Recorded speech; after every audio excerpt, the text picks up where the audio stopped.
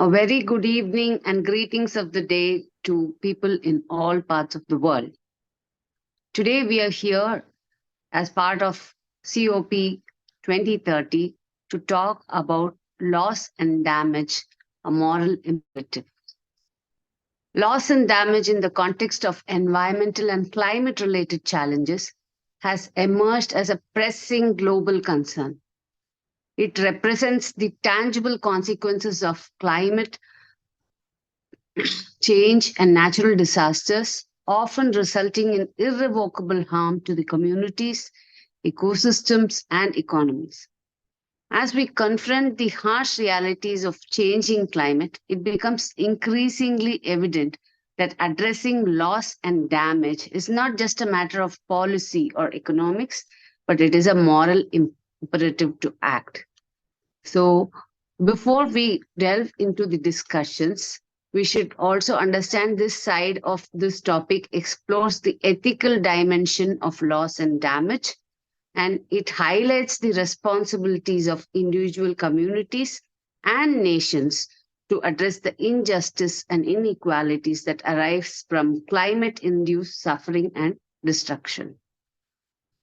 So we have two community partners today, and the first one whom I would like to introduce is GSFN, abbreviated as the Global Sustainable Futures Network, UK, from the United Kingdom, who are into collaborative initiatives which are dedicated to advancing sustainability and tackling global challenges within the United Kingdom and across the world. So this organization unites a diverse range of stakeholders, which include businesses, governmental agencies, non-profit organizations, and individuals to collaborate on sustainable solutions. So the primary goals are to involve championing the environmental preservation and advocating for social equity and fostering eco-friendly economic development that is socially inclusive. The network frequently hosts events such as this and workshops and projects as well, which are designed to promote innovation, share knowledge, and encourage sustainable practices in sectors such as renewable energy, sustainable agriculture, and green technology. And through facilitating exchange of knowledge, GSFN contributes to the promotion of sustainable practices, and it aims to establish an environmental conscious society, not just in the United Kingdom, but also across the world. So we have Dr. Renuka Thakur, who is the founder of this network with us. So I cordially welcome you to the evening, ma'am. And now we have the other community partner that we are associated with, which is the IGEN. As we talk about IGEN, we immediately put our heads or recognize it synonymous to Gen Z, whose features are they are also called millennials, and this generation is born between the years mid-1990s to 2010s. So the main features of this Gen Z or iGen is distinctive. They have a distinctive tech-savvy attitude, and they also are synonymous to the digital era, and they're always marked by ready access to smartphones, social media, and internet. And also, we can call them individualistic, pragmatic, socially aware, and entrepreneurial. So the in IGEN that we are talking of has all these characters, but abbreviated as the Institute of Green Engineers Network. And so we call them IGEN, synonymous to Gen Z, whose primary focus is on promoting sustainability and environmentally responsible practices, particularly in the field of engineering. So just like GSFN, IGEN also aims to unite professionals, academicians, and enthusiasts who share a deep commitment to green technology. green engineering and sustainable technology. So they also facilitate exchange of knowledge and foster networking and collaboration and actively engage in research and development. So IGEN frequently initiates educational efforts which are aimed at raising awareness about sustainability and advocates for policies and practices that advance an eco-conscious engineering. So it also serves as a central hub for individuals and collectives dedicated to bringing about sustainability into engineering practices and contribute to a more sustainable and environmentally conscious future. It is now my pleasure to introduce our program lead, Dr. Srividhya Sukumar, and she's renowned and known to all of us, but still I take it as my duty to say a few words about her. So she's an educationist and she's a consultant governance advisor. She's a quality assurance expert and for compliance and audits. She's a strategic transformational coach for life and business, mentor for professional development, R&D training specialist, author, columnist. She's a volunteer at various organizations, primarily to mention UNESCO, UNICEF, Emirates, Red Crescent, and Al Maktoum Foundation and the Sharjah Social Welfare. She's also a certified life member of World Human Rights Protection Commission. Now I hand over the show to Dr. Srividhya to spearhead and talk about COP 2030 and introduce the members.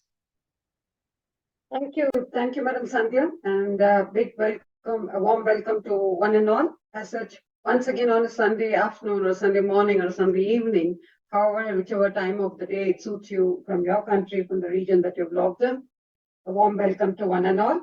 And it's definitely a great platform to get united, to share our knowledge, to share our experiences, to share our inferences on a board like this, such that we are able to contribute to the society. Well, thank you, Madam Sandhya, once again for the very beautiful introduction. As such, one thing is quite evident. Thank you. One thing is quite evident that whatever we take from the society, as long as we just make an effort to give it back to the society, that makes our life more meaningful. And that's where we stand from. And that's where we stand united for to make this world a better place to live in. On that note, definitely these COP conferences, COP that it stands for, is a conference of parties with a series of meetings organized by United Nations Framework Convention of the Climatic Change, UNFCCC, where countries at the parties to the convention come together to discuss and negotiate international climatic policies and agreements. These COP meetings are crucial in addressing global climatic change and issues and setting international climatic policy goals, and they provide a platform for countries too.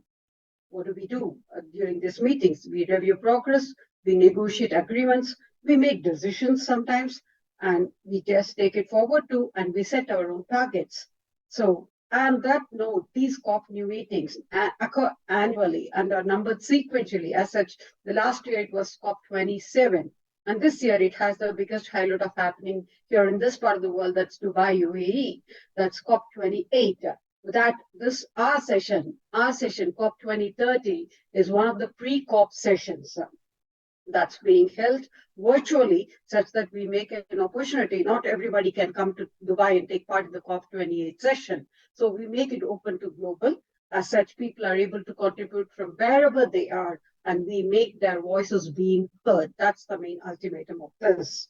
Well, moving ahead, these are essential movements in the global effort to address climatic change, as they provide the forum for countries to come together, share information, negotiate agreements, and make commitments to reduce the green gas emissions and limit global warming.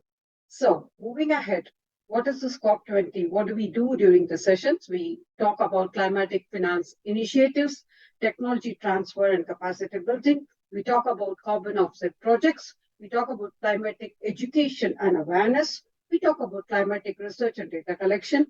And also, we just confirm on the policy and advocacy efforts. As such, moving further, Some of the COP projects that we typically refer to, the projects or initiatives that are related to the goals and objectives of the United Nations Framework of Convention on Climatic Change and the Conference of the Parties meetings, or such as to address greenhouse gas emissions, enhance climatic resilience, promote sustainable development, such that COP projects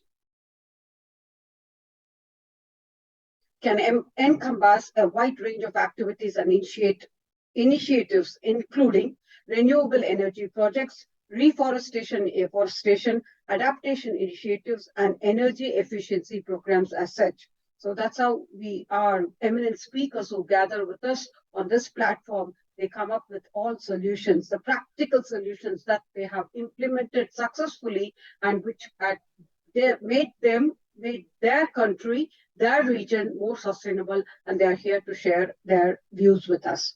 So on that note, we have structured the vision and mission of this program as enhanced national climate action plans, phasing out of coal, where we want to focus on global solidarity and youth engagement, and also about some references from adaptation and resilience with climatic finance. Anything related to finance will become incomplete. So we have related to climatic finance as well, such that we are able to derive at nature-based solutions to limit global warming. So that's how the vision and mission of COP 2030 goes. So why do we have COP 2030? We call it as COP 2030, as we all know, for the SDG developmental goals, the target or the timeline which has been set is the 2030.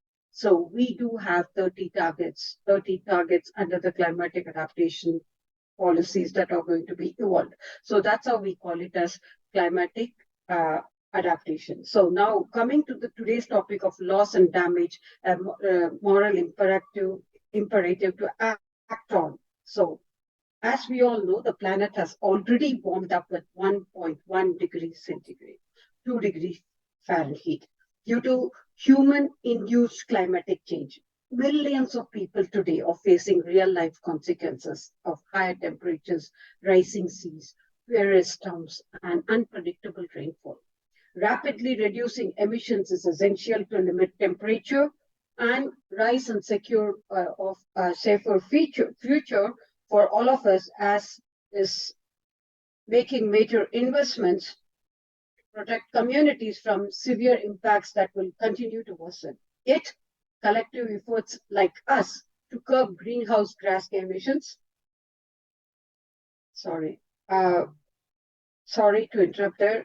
I need somebody's support to let people in who are in the waiting room, please. Thank you. So, collective efforts like ours, to curb the greenhouse gas emissions and adaptation are currently not enough to tackle the speed and the scale of the climatic impacts, meaning some losses and damages from the climatic change are inevitable. So how do countries handle it? How can countries handle these losses and damage has been a key issue at UN climatic negotiations and beyond. So here we are going to talk about what is loss and damage and how it has been created, how it is more related to UN climatic negotiations to refer the consequences of the climatic change and that go beyond people can adapt to, or when options exist, but only community doesn't have the resources to access and utilize them. So this could be the loss of the coastal heritage sites or due to the rise of the sea levels, or the loss of homes or lives or due to extreme floods, etc., etc., etc. And we can just say so many of them.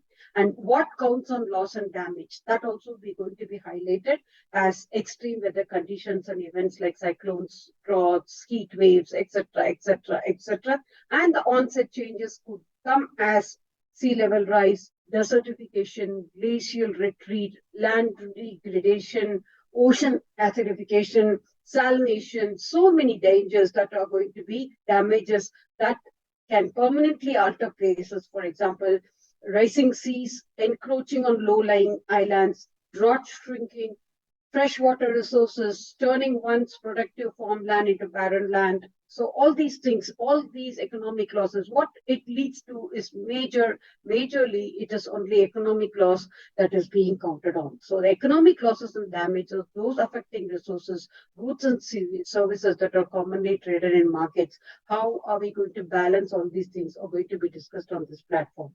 So on that note, we extend a warm welcome to all our speakers of today who are going to speak about loss and damage in the context of climatic change, adaptation limits, losses and claims under disproportionately experienced in vulnerable countries. Future losses and damages will rise to the increased global warming and limitations to adaptation, stopping to protect against climatic impacts, etc., etc., etc. More than that, we have got brilliant moderators with us who are going to just add on to those inferences and take it further.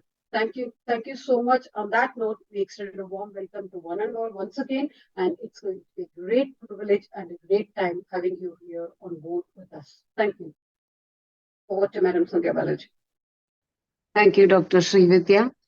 And now we begin on our pointers. The first pointer of discussion is about loss and damage in the context of climate change.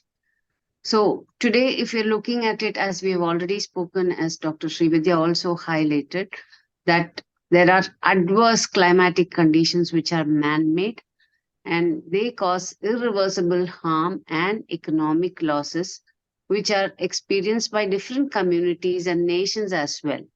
And mainly, probably they also give rise to the global warming. So as Dr. Vidya already mentioned, extreme weather disasters, rising sea levels, and ecosystem degradation that go beyond the capacity to adapt or recover are the pressing challenges, current challenges that we look at now. So addressing this loss and damage is a critical aspect of climate policy as it highlights the need for both to mitigate and adapt measures so that they can reduce the devastating consequences of a changing climate and provide support to vulnerable regions. So with us today to speak on this pointer, we have Assistant Professor R. Zahira, who is a member of IEEE, and she's also a research supervisor, head at IGEN with Patent 99 and Innovation, and she's the organizing secretary of Energathon 2023. And she's also a professor, as I already informed that she's a professor. She's with Abdul Rahman University of Science and Technology, and she also holds a reviewer's certificate, though I do not know clearly what that would mean, but associates of scientists, developers, and faculties. So may I request Zahira ma'am to come over and take the dais. Yeah, good evening, one and all. Good evening. Please share your screen.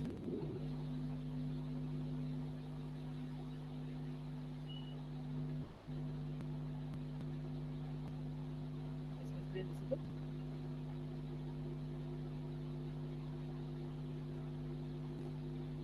Is my screen visible now?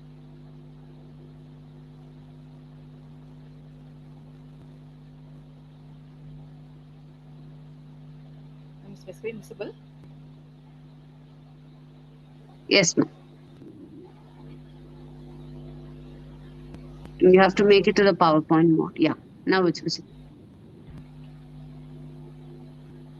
So, good evening, all. So, I am Dr. R. Zahira, Associate Professor from BS Abdul Rahman Crescent Institute of Science and Technology. So, I am also acting as the head of IGEN Patent 99. So, here I am part of COP2030 to discuss about loss and damage in context of climate change.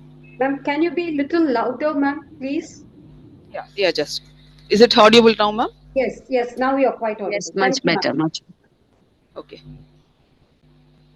So I'm Zahira. So I'm here to discuss about loss and damage in the context of climate change. So I'm going to discuss about the climate change's impacts in India. So these are the few changes what I have diagnosed from the reference of a World Bank website. So first thing, the effect of India is extreme heat. So we are having extreme heat as well as the dryness affecting here. And the next pointer I'm going to discuss about changing rainfall patterns droughts and groundwaters, glacier melt and sea level rise, agriculture and food security, water security, and health. So the first thing I'm going to discuss about extreme heat, which is we are experiencing extreme warm condition and climatic change in India. So most of the part having this red colors. So we are having more heat waves in this red color, and also the other parts of India are experiencing more heat waves due to this unusual climate changes. So this hot weather are expected to occur far more frequently than previous years. So under 4-degree warming, the west coast and southern India are projected to shift to new high temperature climate regimes with significant impacts on agriculture. So this all interlinked with each other. So once the climate is changing, the extreme heat is occurring, as well as is affecting the agriculture, as well as is affecting our health of the human beings here. So to avoid this, what we can do for this first thing is we can have a rapid urban areas. So we have to detect which is the heat islands, and we have to plan what we need to adopt to measure these effects. So we can build some reservoirs or something else to avoid this extreme health. And the next pointer I'm going to discuss about changing rainfall patterns. So when we see from since 1950s, we have already observed the monsoon rainfall patterns, but nowadays we are getting a frequent and unpredictable rainfalls, that too having a huge amount of rainfall than the monsoon expected. So this is because we are having a 2% rise in the world's average temperature will make India's summer monsoon highly unpredictable. So we are having extreme summers as well as the extreme rainfall regions. So at 4-degree warming, an extreme wet monsoon that currently has a chance of occurring only 100 years. But nowadays we are occurring the same wet monsoons every 10 years. So this is not fair that it will be having unpredictable changes in our India's climatic conditions. So and the next is the abrupt change in monsoon could predicate a major crisis, that is we having a triggering more frequent drought, since if we are not having a rainfall, if it is a very wet or very dry condition, then we are frequently having a droughts, and as well as if it is a extreme rainfall, we are getting a greater floods in large part of India. So we are not having a balanced temperature, either it is a wet or either it is a dry country. So India's northwest coast to southeastern coastal region could see higher than average rainfall. So this is the condition what we are having now. So dry years are expected to be more drier and wet years are getting more wetter. So if we are getting dry years, then we are going for the droughts or fires in the forest, and we are getting extreme heats. And if we are going for a wet weather, we are expecting a cyclones and we are expecting a floods here. So we have to balance this. So improve these rainfall patterns, we can have a suggestion with the metropolitan system of a weather forecasting system to install the flood warning system. At least the people in the low range areas can be protected with the floods, and they can be affected, they can be protected from the disasters like weather related disaster strikes in India. So the next thing what we have to discuss is droughts. So as I said, we are getting a extreme wet monsoon and extreme dry monsoon. So extreme wet monsoon, we are expecting a floods, and when you are having extreme dry monsoon, the South Asia India become a very drier part. Since 1970s, an increase in number of droughts are very high. So we have experienced in 1987 and 2002 to 2003, which is the most affected droughts in India. But nowadays, the huge part of India are expecting its droughts due to this climatic change. So droughts are expected to be more frequent in some areas, especially in India. We are having Northwest India, Jharkhand, Orissa, and Chhattisgarh to experience this type of dry weathers, and also the crop yield are expected to fall significantly because of extreme heat by 2040s. So we also lag in the agriculture. So for this, what the country can do is we can invest large in R&Ds to develop the drought resistance crop, and we can help to reduce some of the negative impacts, that we can protect our food products and agriculture with some R&D development. And then again, so effect of dry weather is droughts. Again, the groundwater level is decreasing. So most of the India here, I am showing this figure of India. So 54% of India's groundwater wells are decreasing year by year due to this weather climatic changes. So more than 60% of India's agriculture is rain dependent, making the country highly dependent on groundwater only. Even without the climatic change, due to the temperature, we are having a 15% of India's groundwater resources are overexploited. So although it is difficult to predict the future groundwater levels, failing water tables can be expected to reduce further on the account of increasing demand of water from a growing population. So as we are having an increasing population also, the water usage is more, and due to the changes of lifestyle and having a more industrial growth, so all this groundwater are exploited very much. So for this, we have a suggestion from a World Bank that we can use efficient groundwater resources will be needed to inculcated, that we can have a reservoirs or dams. We have to build more reservoirs to protect our groundwaters. And the next thing is glacier melt. So this is again due to the extreme dry conditions. So here we are having India, we are having a northwestern Himalayas and Karakoram range, where the westerly winter winds are the major source of moisture. So this Himalayas is acting as a protecting region for this India to avoid the major monsoon resources, so to remain stable or even advance. On the other hand, most Himalayan glaciers, where the substantial part of the moisture is supplied by the summer monsoon. So this is retreated over the past of centuries. So again, this what happens is the melting of glacier and loss of snow covers the Himalaya are expected to threaten the stability and reliability of northern India, primarily glacier-fed rivers, particularly in Indus and Brahmaputra. The Gang, the Ganges will be independent as a loss. We are having a melting of water, as well as due to the high rainfall, the downstreamed peoples where they are living under the downstreams will get affected by the floods. So the Indus and Brahmaputra, so as of this range, based on the World Bank reports, we are having Indus and Brahmaputra, which are expected to have more inflows in the springs when the snow melts, with the flow reducing substantially in the late spring and summer. So these are the causes. So alteration in the flow of Indus and Brahmaputra rivers would significantly impact the irrigation, affecting the amount of food that can be produced in their basins, as well as the livelihoods of millions of people. So in Indus and Brahmaputra region, we are having 209 million people in Indus region and 478 millions in Ganges basin, and also 62 million in Brahmaputra basin in the year 2005. So for this, what can we do is a major investment in water storage capacity can be done for this, and also to get the benefits of increased river flows in the springs and to compensate for low flow on later. We have to balance with the, again we have to build some dams to avoid this condition. And again, next thing, due to the melting or glacier, we are having a rise of sea level. So every year we are having a 1% sea level rise, so which is making the land area to reduce in India. Especially, you can see here, this is the Mumbai's belt. We are having the Mumbai's belt river. So Mumbai has the world's largest population exploited to the coastal flooding. So during the sea level rise, the sea level is getting inside the land, with a large part of city built on reclaimed land below the high tide mark, and rapid and unplanned urbanization further increases the risk of sea level intrusion. So the sea level rise and storm surges will lead to saltwater intrusion in the coastal areas, impacting agriculture, degrading groundwater quality. So since the sea levels are rises, it is coming into the land, we are getting a very salty water in the ground levels, as well as the quality and contaminated of drinking water, and possibility causing in rise in diarrhea cases and choleras. So due to this water, we are having diarrhea and choleras in the Mumbai areas more. The outbreak of bacterial infection are more due to the saline water.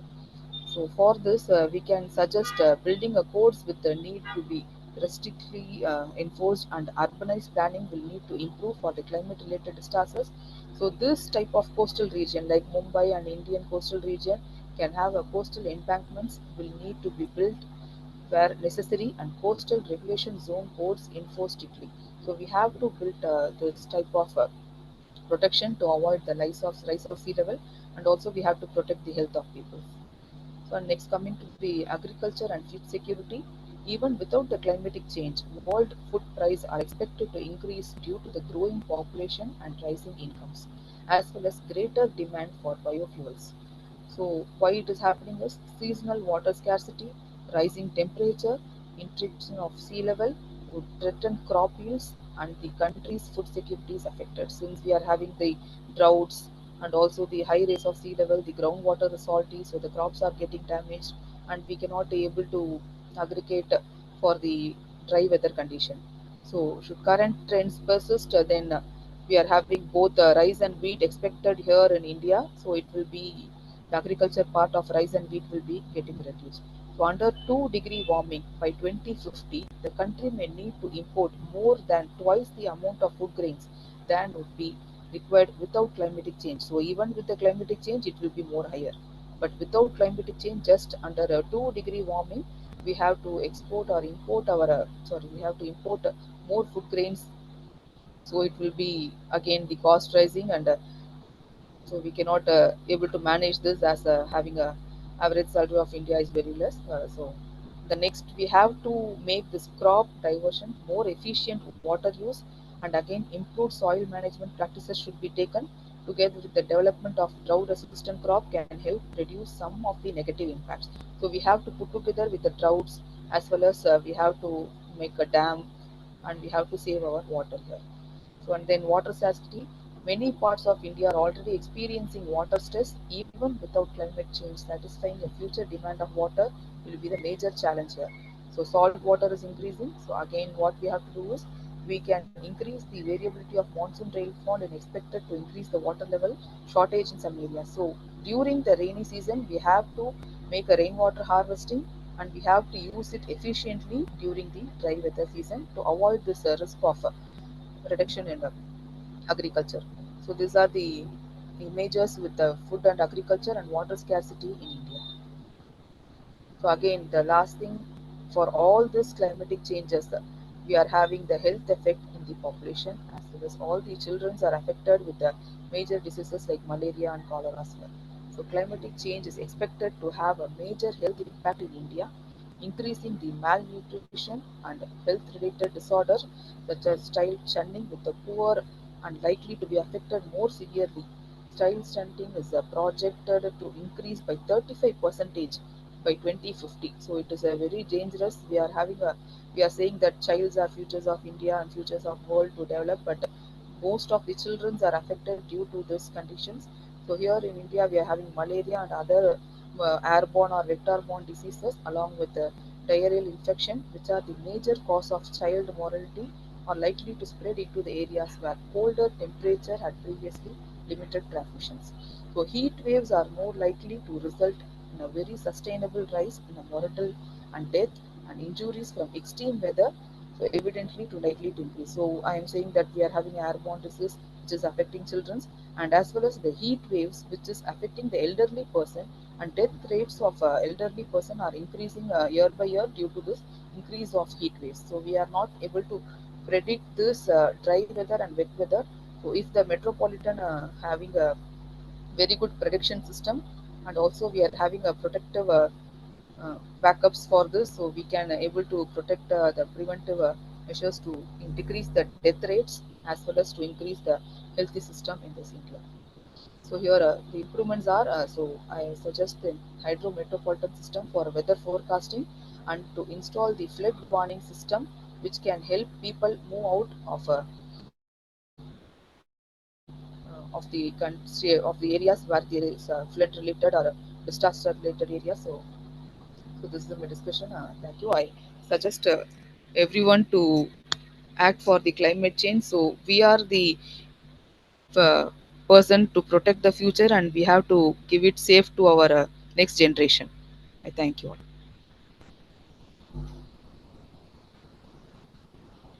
You, Professor, for keeping up with the time and for a very crisp and uh, informative presentation. Now, I request Dr. Kavita to summarize and add her inferences as well. Thank you, madam. Am I audible? Yes. Thank you. A very good evening to one and all present here. Sorry to interrupt. Can Dr. Zahida stop sharing hers or someone, please? Thank you. Please go on. Yeah. So, very good evening to one and all present here. Really, Zagira ma'am, you have given a very excellent presentation on the topic. And the way your insights on this topic about there's a extreme heat and changing the rainfall pattern, drought and groundwater, glacier melt, sea level rise, agriculture and food security, water security, and health have given a lot of knowledge about these topics to the society. It definitely helps a lot.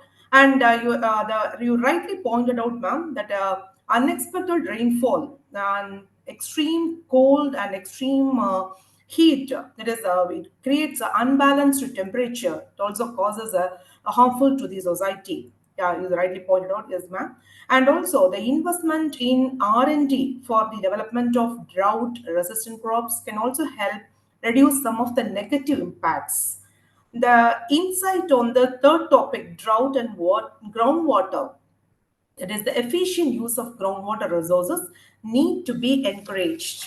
And also the major investment in water storage capacity needed to benefit from the increased water flows in spring and compensate for the lower flows later on. And the next topic about this sea level rise clearly stated that definitely contaminates the drinking water, which causes malaria and cholera, and definitely the people gets affected by this. So this has to be taken care. And the last topic is the world prices also increased due to the growing population and also the increasing demand in fuels also creates a lot of problems, has to be taken care of that. And more efficient agriculture and water management can also offset the risk. We have to take a lot of steps to improve that. So finally, the point which you have mentioned about your insights on the health also definitely creates an awareness of how we have to take care of ourselves. And definitely we'll take care of all these things, ma'am. Thank you so much. Thank you.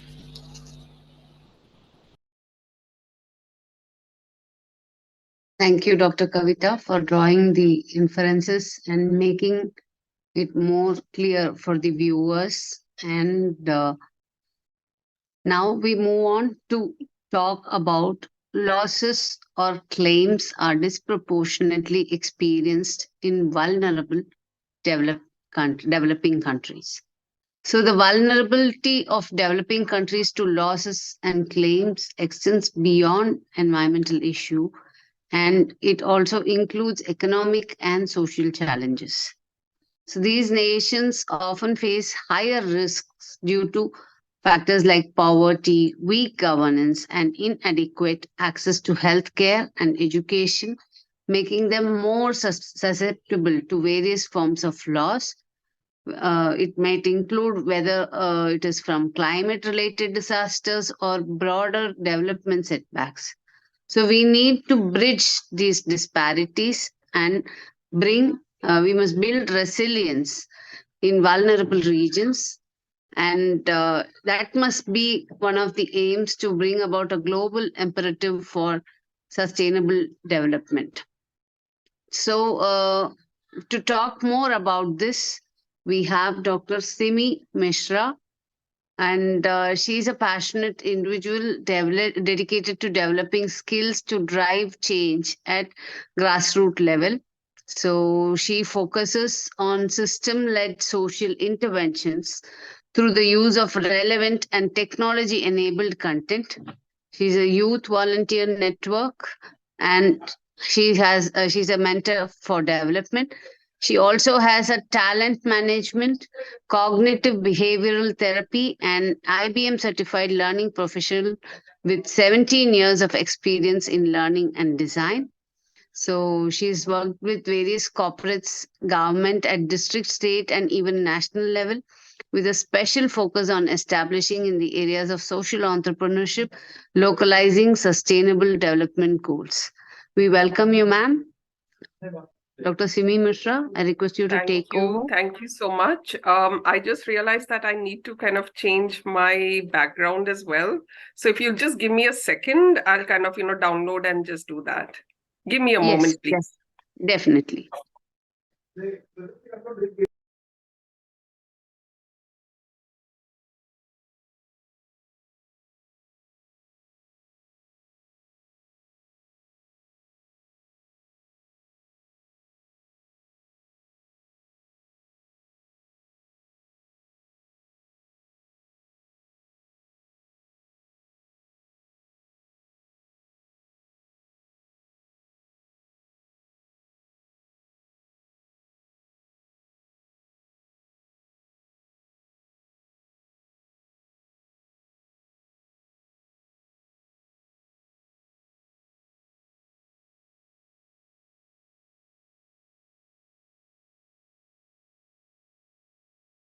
sorry. Unfortunately, I don't know what's wrong. It's asking me to restart my machine. So I think That's fine. That's fine. I think they can Right, continue. You can just go ahead and Right. speak. Yes.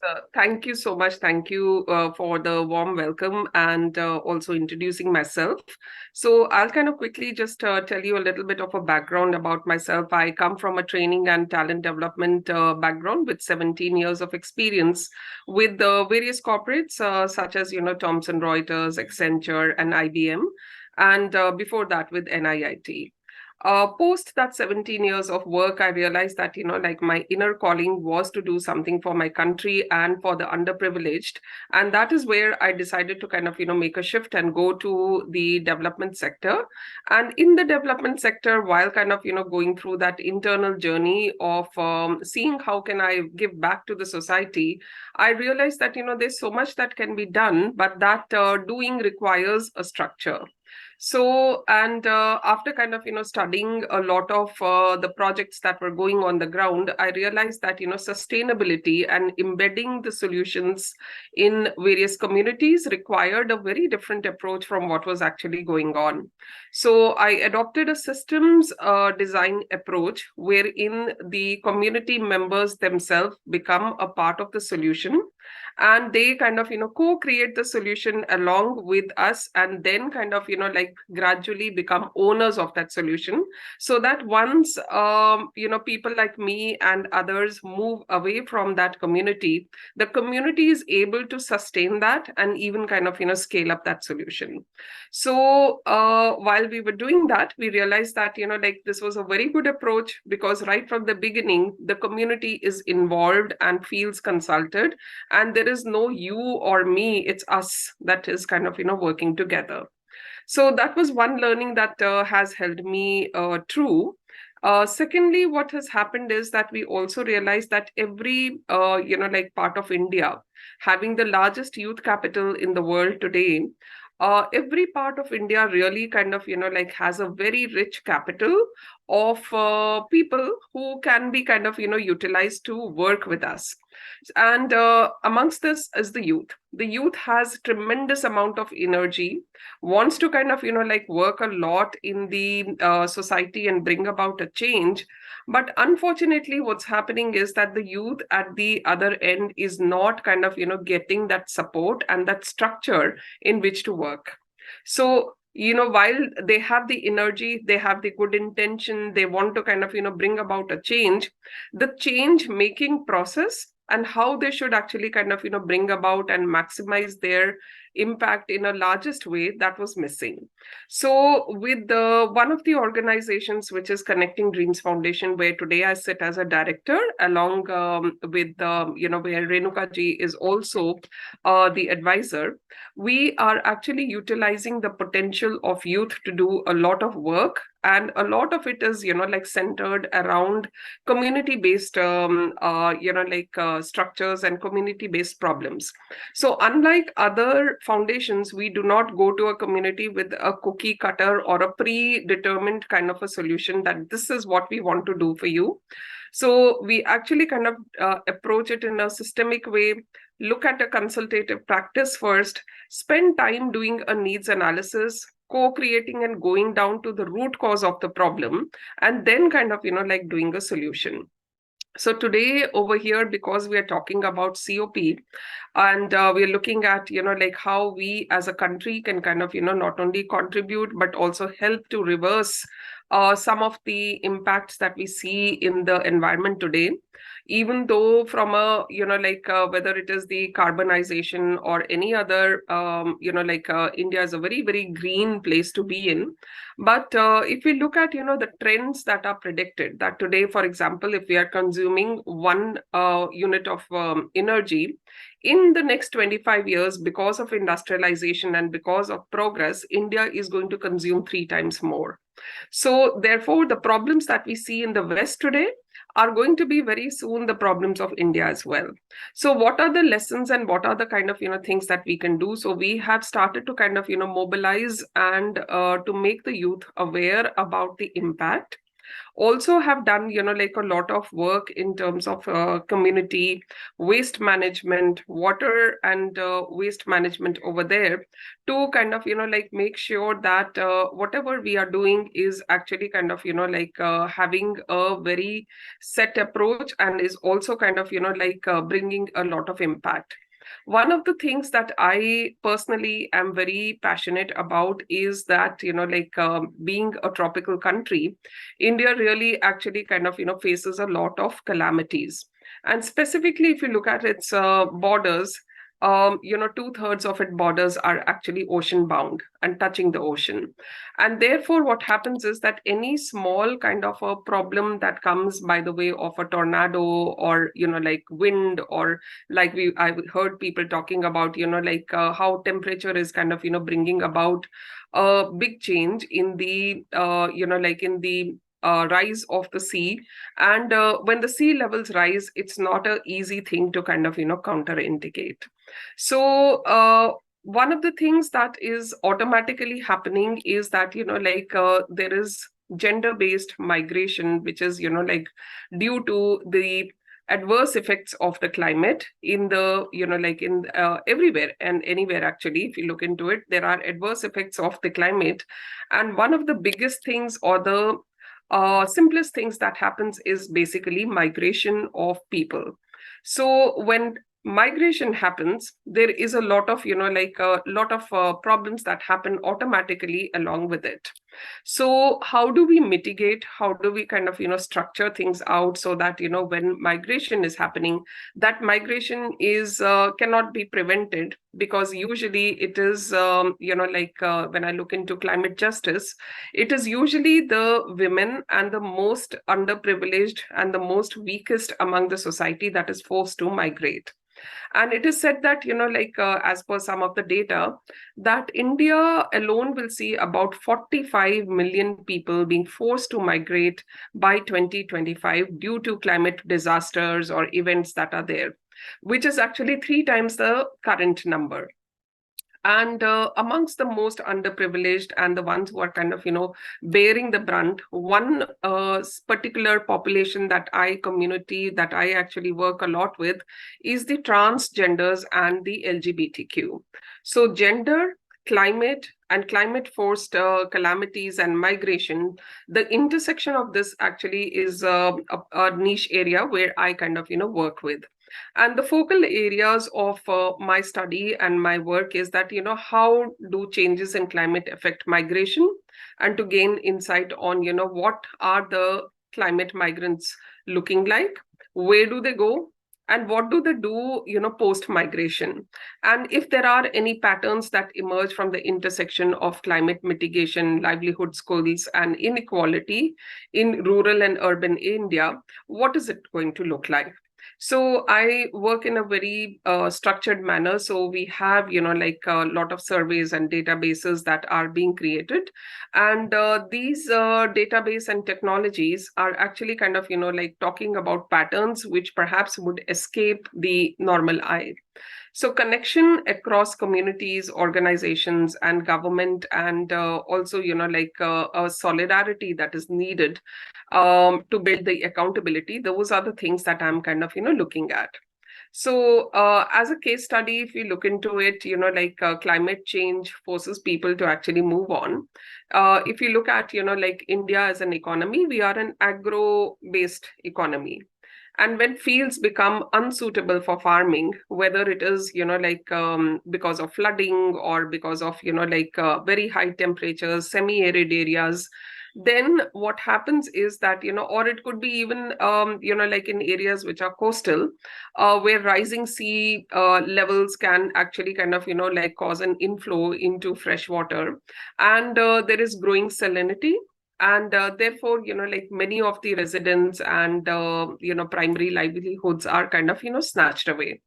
So such kind of mitigation, for example, in the Sundarban area of Bengal, this has been kind of, very well captured by me and my team. My team incidentally also kind of, works across Southeast Asia. And wherein what has happened in the Sundarban area, which is basically people who are attending the seminar would be kind of, very well aware of, that this is actually a swampy area. whether it is on a permanent or a seasonal or a temporary basis, there is significant migration that happens. And as per a rural household survey that was done, more than, I would say, that a quarter of the primary breadwinners in individual households temporarily migrate to seek an alternate mode of employment. And then when you look at, this temporary employment that they're seeking outside, they are not skilled for anything except for, like agriculture. So when they go into the, like nearby areas, which is whether it is a small city or any other place, there is another kind of a, like dilemma they face, that they do not have the skills to survive in that new environment. So such kind of, cycle of, migration, not being able to fit into the new area, and it becomes a vicious cycle. And we as a group need to kind of, recognize that while this is going to be more and more of the norm, we should kind of, like look at what we can do to skill such people to make sure that, when they come into these new areas where they have migrated, how do they kind of, like balance their livelihoods? Are there any skills that they can develop? Or can they be kind of, like asked to go back and kind of, pick up an alternate method of sustaining themselves and livelihood, which is not agro-based and is able to kind of, like help them out in a better way. So integration of online learning and is informed by, several parameters. And that is where my work is actually kind of, like focused on. I'm sorry, I could not kind of, bring out any presentation or anything, because I just got information that I'm a speaker hardly, like 2 minutes before the call. So I'm not even actually, like in front of my laptop. So I apologize for the inconvenience caused. So with that, I think I would like to kind of, open the floor for any discussions, any, like questions that you may have, and any similar experiences. Yes, I see Ranjana ji is kind of, raised her hand. Ma'am, can I go ahead with the question? Yes, please. Yes. Yeah. I just want to know, like, is there any kind of like employment-based skills which your organization is providing to the youth? Yes. So we are actually kind of, like doing a study of the migrants who come into, urban and peri-urban areas. And we realize that, like there is so much of diversity, because see, the farmers themselves, who are the primary bread earners, like bread earners, they themselves may have almost like zero education. So some of them are 5th pass, some of them are 8th pass, some are, like, yes, we went to school, but we remember nothing. Right. And then they have their families, and some of their children are young teenagers, youth, which are in the age group of, like say 18 to 25 or so. Now, these children, unlike their parents, have actually kind of, attended some bit of formal education, even though it is in the local language or, in the regional language, but they do have those skills that are there. So what we have done is that, we wanted to kind of support all of them, because each member of that community is important to us and deserves a second, like chance in life. But what we have started to do is, instead of kind of, giving to them a cookie cutter kind of a solution, we said that, wherever you are in your education, we will provide to you basics of that, so that you can fit in the metro and the peri-metro areas. So we give to them, basics of computer skills, which is just, MS Office. And that MS Office, like course that we kind of do, it takes them approximately 4 to 6 months to kind of learn, because even to kind of, like they've never seen a system. And even if they've seen a system, they don't know how to use the keyboard. So you have to start from the fact that, like, how do you place your hands on the keyboard? Which finger goes on which particular letter? Where is the thumb kind of, like going to be placed? So all of that is done. And then over the years, to interrupt, Dr. Simi. We're hard pressed for time, and normally we take questions towards the end. May I request? Sure. Yeah. So I'll just take 30 Thank you. seconds to complete the answer. So we've Sure. now kind of tied up with the apex body of India, which is National Skills Development Corporation, and we give to them certificates of these courses, and they are able to get at least 66% employment basis the certificate and the placement help that we provide. In addition to that, we also do a lot of entrepreneurial kind of ventures that we support with seed money, etc. Yeah. I'll just kind of, stop here. Thank you. Thank you so much for your inputs and an impromptu presentation. So well done. Thank you so much. May I request Jessica to summarize and draw her inferences? Yes, thank you, Dr. Mishra. It was a very wonderful presentation. We can see the losses and claims, particularly related to environmental, economic, and social challenges, are disproportionately experienced in vulnerable developing countries. And we can first witness environmental vulnerabilities of developing countries, which are most susceptible to environmental issues such as extreme weather events, rising sea levels, and climate change simply exacerbates these problems. And this can lead to loss of livelihoods and displacements of communities. We also notice economic inequities. So economic disparities and lack of access to resources in developing countries contribute to losses in the form of income inequality, unemployment, and poverty, and vulnerable populations such as marginalized ethnic groups and rural communities often bear the brunt of these economic losses. And in order to respond to this, we need to resort to migration, unfortunately, in such a better economic prospects, which can lead to exploitation and further vulnerabilities. And finally, we notice social challenges and social vulnerabilities such as limited access to healthcare, education, and basic services can result in losses in terms of overall well-being. And these challenges can affect vulnerable groups like women, children, and the elderly the most. And in some cases, migration becomes a coping mechanism as individuals and families seek access to better care.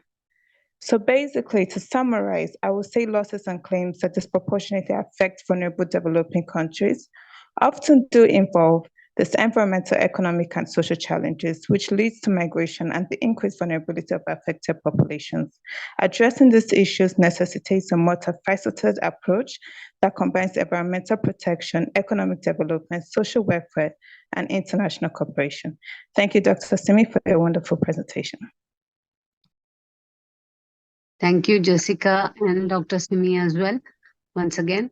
And now we move on to discuss our pointer 2, adaptation limits, which is a key point to understanding losses and damages.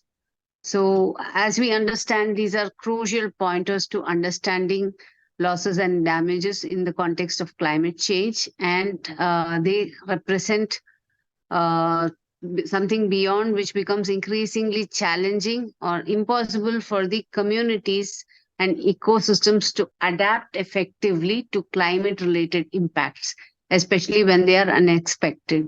So when adaptation reaches its limits, it can result in irreversible losses and damages, and emphasizing the importance of mitigating greenhouse gas emissions and investing in strategies to enhance resilience, especially in vulnerable regions.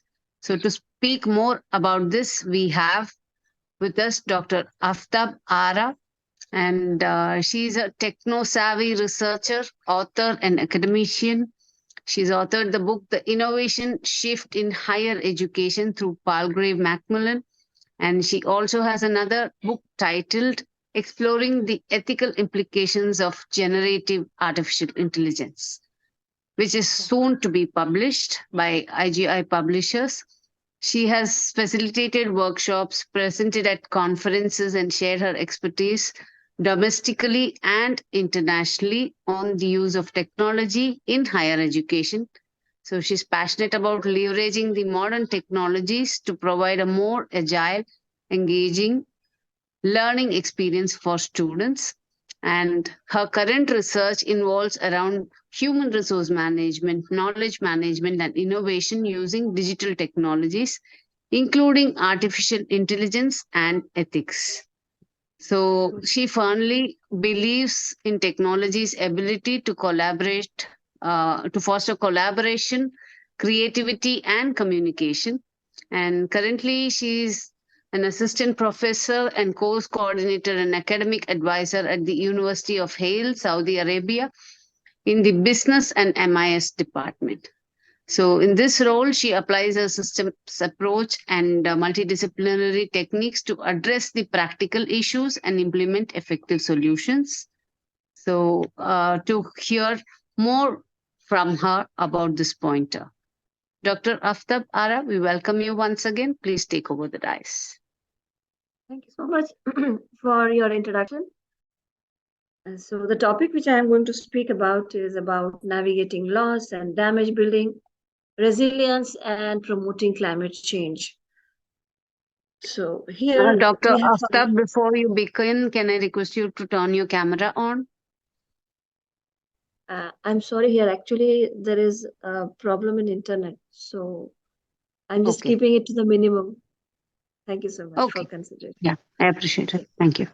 So the key takeaways from the study here is to raise how we can raise awareness about loss and damage as a significant consequence of climate change, advocate for immediate action in addressing loss and damage, promoting collaboration and solidarity among the stakeholders to address this issue, foster equity and justice by addressing the disproportionate impact done by loss and damage on vulnerable communities, and advocating for some measures. The key challenges which we find here is the first challenge we face is increasing exposure and value of capital at risk due to climate change impacts. There are also economic assets and livelihood in vulnerable regions which are at stake. As extreme weather events are becoming more frequent and intense, the vulnerability of infrastructure, agriculture, and other sectors increases, leading to significant economic losses. So proactive measures are needed to safeguard against these climate changes impact.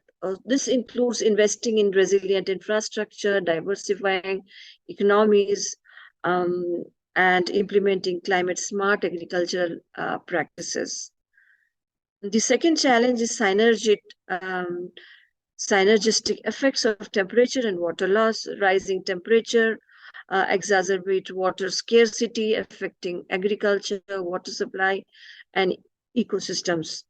So as temperature increases, the evaporation rate rise, leading to increased water stress in already those regions which are water scarce. So this components, this compounds the challenges which is faced by these vulnerable communities as they struggle to meet their basic water needs. So here we have to understand and address these factors that they are crucial. These require quite sustainable water management practices, promoting water conservation, developing of climate resilient agricultural techniques. By addressing these effects of temperature and water loss, we can mitigate the impacts on communities.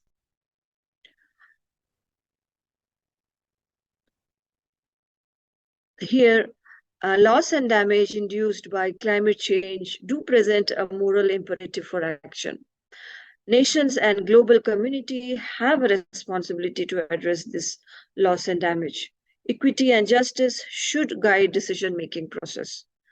Vulnerable communities do often need the least responsible for climate change bear the brunt of these impacts. And it is essential to know and prioritize the need of these communities and ensure that they have access to resource support, opportunities for adaptation and recovery. So by incorporating principles of equity and justice into our decision-making process, we can work towards a more fair and inclusive response to loss and damage. This also includes providing financial, technological assistance to these affected communities by promoting capacity building initiatives and advocating for policy changes that can prioritize the needs of the most vulnerable. Vulnerable communities do bear the brunt of climate change impacts. These communities include low-income population, indigenous peoples, small island nations, which often lack the resource and capacity to adapt and recover from climate-induced loss and damage. So by addressing loss and damage, which is crucial for social justice and human rights, it is very essential to ensure that the response to loss and damage is inclusive and considers the unique need and vulnerabilities of these communities. So here, this includes providing support for livelihood diversification, access to clean water, sanitation, healthcare service, and education. By addressing loss and damage, we can work towards a more equitable and just society, where all individuals have the opportunity to thrive and live in dignity.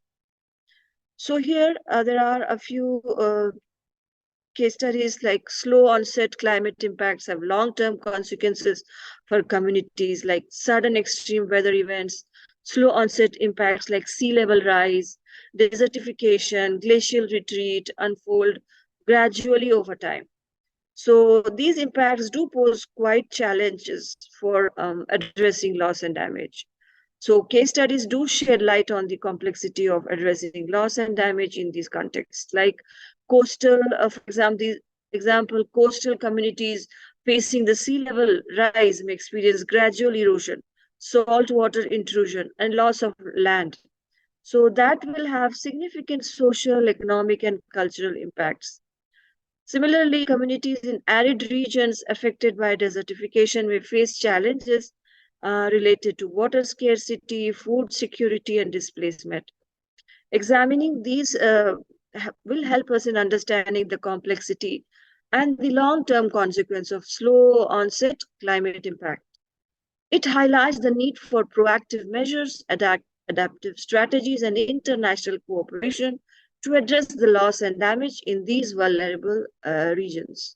So by looking at these studies, we can develop effective policies, interventions that consider the unique challenges and opportunities presented by slow onset climate impacts.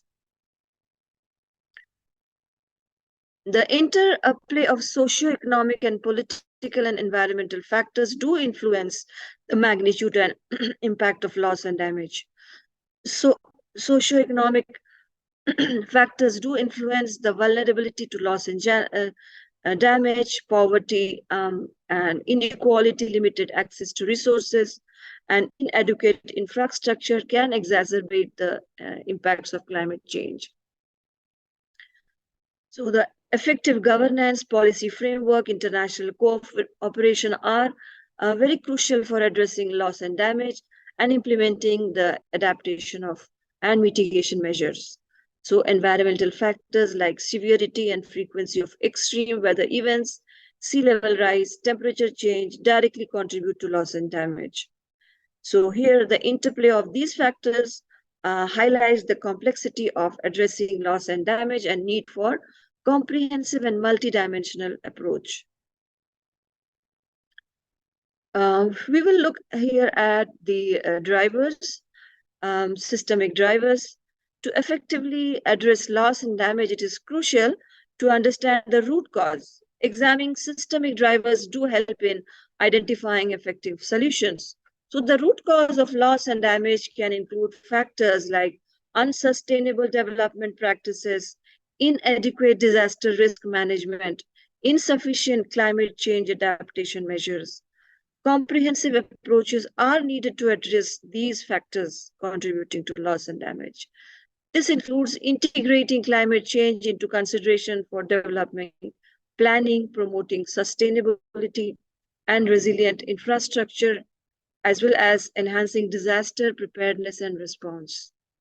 Additionally, addressing the root cause requires international cooperation, financial support, technology transfer to assist vulnerable communities in building resilience and adapting to climate change.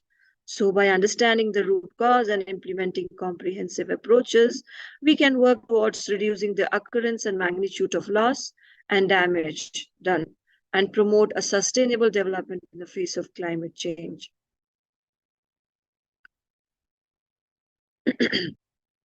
So here the contribution of historical emission to exacerbating loss and damage cannot be overlooked. Historical emission from industrial nations have led to current climate crisis, and the accumulation of greenhouse gases in the atmosphere over time has resulted in rising temperature, sea level rise, and more frequent intense and extreme weather events. Even we have seen that high emitting nations have a responsibility to mitigate loss and damage impacts. By acknowledging the role of historical emissions and taking responsibility for these mitigation, high-emitting nations can contribute to the global effort to address this loss. Here we can also see that acknowledging global power imbalances is very crucial to address loss and damage. Power imbalances do perpetuate the vulnerability and inequality, as the marginalized communities and nations often have limited influence and resource. Addressing loss and damage requires a fair and equitable distribution of resources as well. It is also promoting inclusive decision-making process by giving voice to the marginalized groups and considering their unique perspectives. So by acknowledging and addressing global power imbalances, we can work towards a more just and equitable response to loss and damage, by ensuring that no one is left behind in the during the climate change. So what are how we can redefine climate change? Transitioning to a low carbon economy is essential in addressing loss and damage and building climate resilience. So this involves reducing greenhouse gas emission. However, it is crucial to ensure that this transition is equitable and just. Climate resilience should be built and justice and equity in mind.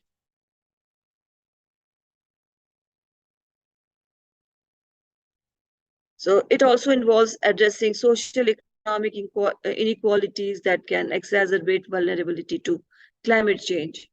So by pursuing an equitable and just transition towards climate resilience, we can collectively create a more sustainable and inclusive future. So we can strengthen the global solidarity by collaborating together in mobilization of the resource, by having, by the sharing of the knowledge, by a transfer of technology as well. So the implications of these studies are, there is an urgency to integrate the loss and damage considerations which were done in the climate change framework. So here, loss and damage should be mainstreamed into climate policies. There should be proper policy framework to address these issues. Even the policy implementation should be made a priority. And there should be advocacy effort for a proper mitigation of loss and damage as well. So here in conclusion, I would like to say that increasing exposure and value of capital at risk, synergistic effects of temperature and water loss, systemic risk. There is a systemic risk due to interconnected socio-economic system. There are also moral imperatives and disproportionate impacts. We also went through the case studies, the systemic drivers, which were the root cause, and we had a look at the historical emissions and global power imbalances, and strengthen and looked at ways in which we can strengthen global solidarity by cooperation and research. So here there is a call to action to emphasize on moral imperatives, policy implications, global cooperation. There is also an urgent need to address these issues like by climate change, to collaborate, to implement policy, to advocate and find solution, address these issues by climate change, by encouraging individuals, government organizations to take concrete steps and mobilize support for equitable and a just approach to loss and damage mitigation. Thank you so much for letting me take part in this COP speak. And good luck to all the other participants. Thank you so much, Dr. Aftab. And in spite of all the situations of your power failure, you managed to log in and give us all the inputs. Thank you so much once again. May I now call upon Ms. Jessica once again to draw her inferences? Yes, thank you so much, Dr. Aftab, for your amazing presentation. We can tell that to address adaptation limits, there's a need to invest in building resilience. And this can involve various measures, such as constructing climate resilient infrastructure and promoting sustainable practices. Building resistance is essential to help communities withstand climate-related shocks and protect lives and livelihoods. When it comes to promoting climate justice, this is the principle of ensuring fairness and equity in the face of climate change. Vulnerable developing countries often contribute the least to greenhouse gas emissions, but suffer the most from the consequences. Promoting climate justice requires acknowledging this injustice and supporting vulnerable nations, and this can be through financial and technological resources needed to adapt and recover from losses.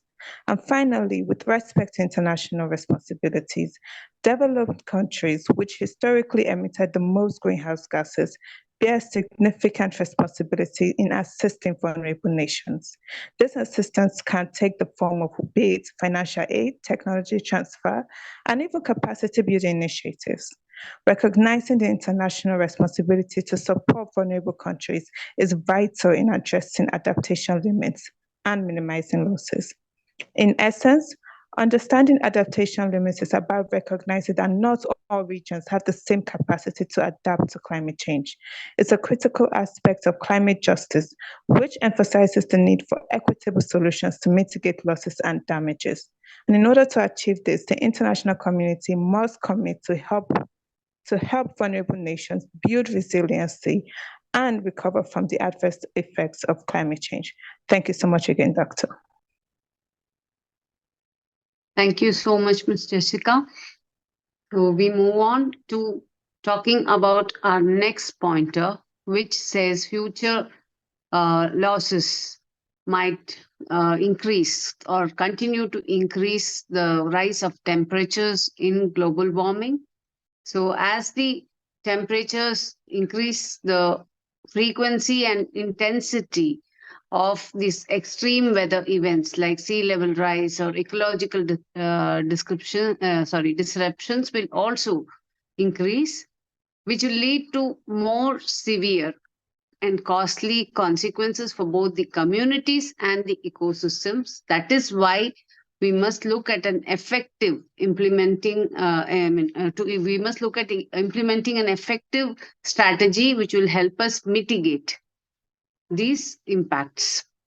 So we have two speakers on this pointer. Let me first introduce the first person, who is Dr. Balamurugan, and he's a senior manager at Tamil Nadu Energy Development Agency. And he has a vast experience in power system generation, information technology, data center, substation expertise in ETAP, PSSE, mail server, data center, O&M activities, reading, technical drawings, equipment lists, and wiring diagram.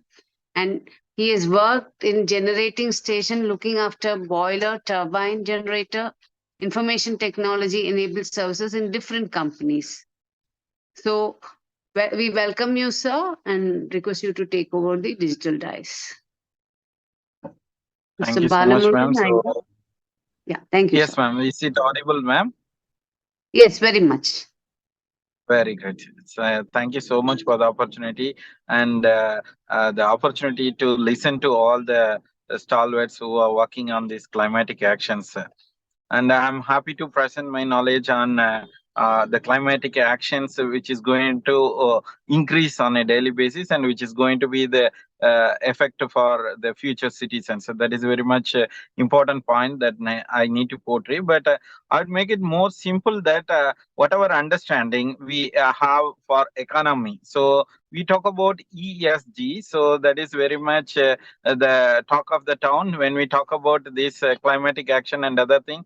We talk about EASG, means environment, and social, and then its governance. So when we talk about individual environment, it is about our own living system. So whatever we earn and whatever we save for our future, that is our own environment, and we are going to work for it. So whatever our father and mother has given back to us, so that would be the savings for us. And the father and mother has given the nature, mother nature, and it was good to have the oxygen or the fuel system or whatever may be the things that is available on the earth is all because of them. So that is the objective, and we wanted to taste it, and the taste was so good, and we have eaten up all the resources. Means what we are going to give back to the future. That's the question, and we came to understand that there is a socialism about our siblings. So whether we would share it with our siblings? No, no, no. Our family is very unique, and we need to think about eating up all the resources for our own individual family, not about the siblings, because they have a separate stomach for them to eat up. So that's the thing where all the resources are being eaten up, and there is a word saying that our environment is good and we are happily living. So that's the talk. And when coming to socialism, so equality. Equality means the social. When we talk about religion, there is no socialism. When we talk about economy, there is no socialism. When we talk about our living itself, there is no socialism. But we always adhere, our government seems to be on democratic, socialist, sovereign country. Like that, we have all such things embarked in our governance. But the governance itself, it is going to be a failure when it is not an inclusive growth. The inclusive is something like it is not our blood relationship, but it's all about the human mankind.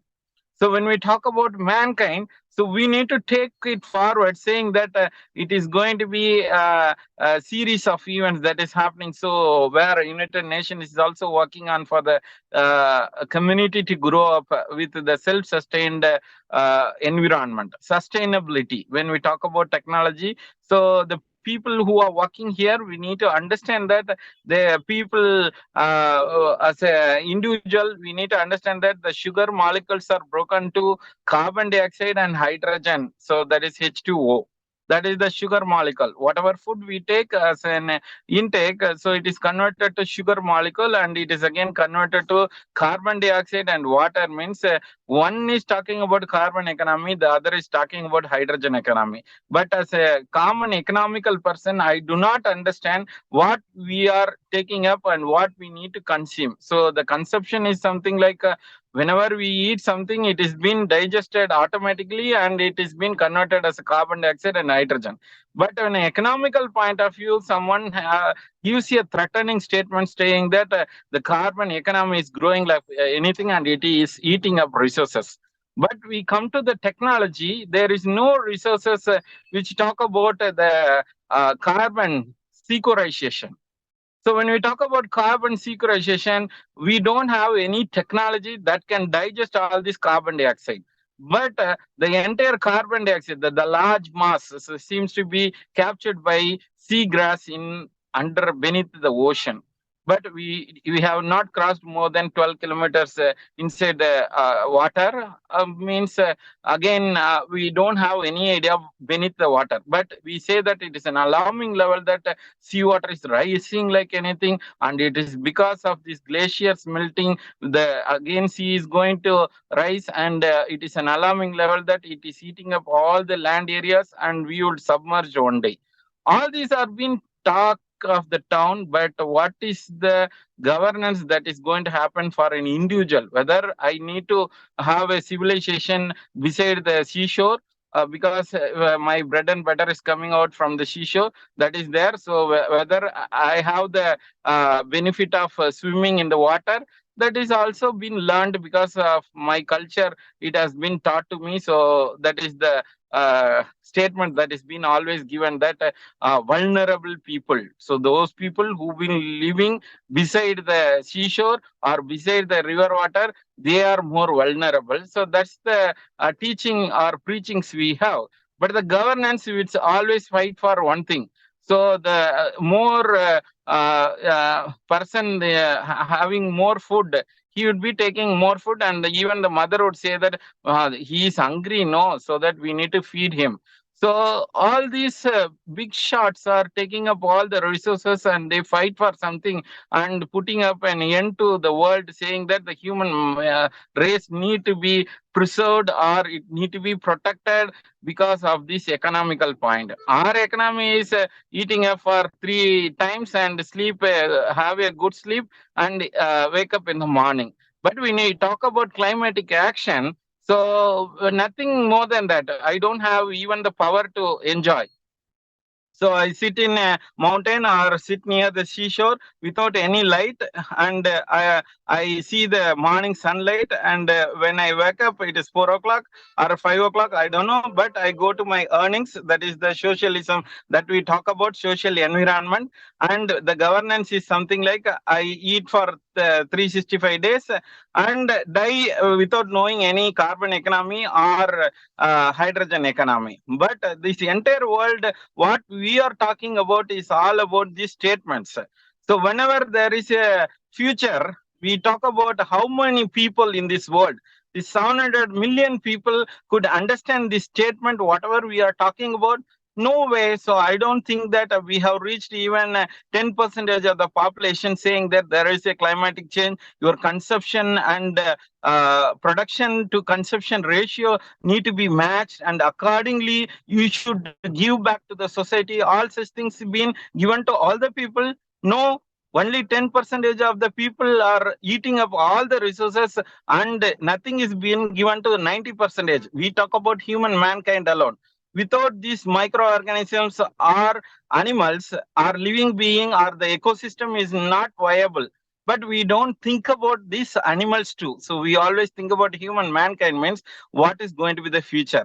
We don't see these blue whales rushing up. It's blue whale means it's dolphins means dolphin alone is being matched to check out how human race is being erased because of this whale is being killed, or if one whale is missing from Sorry this to world. interrupt, So sir.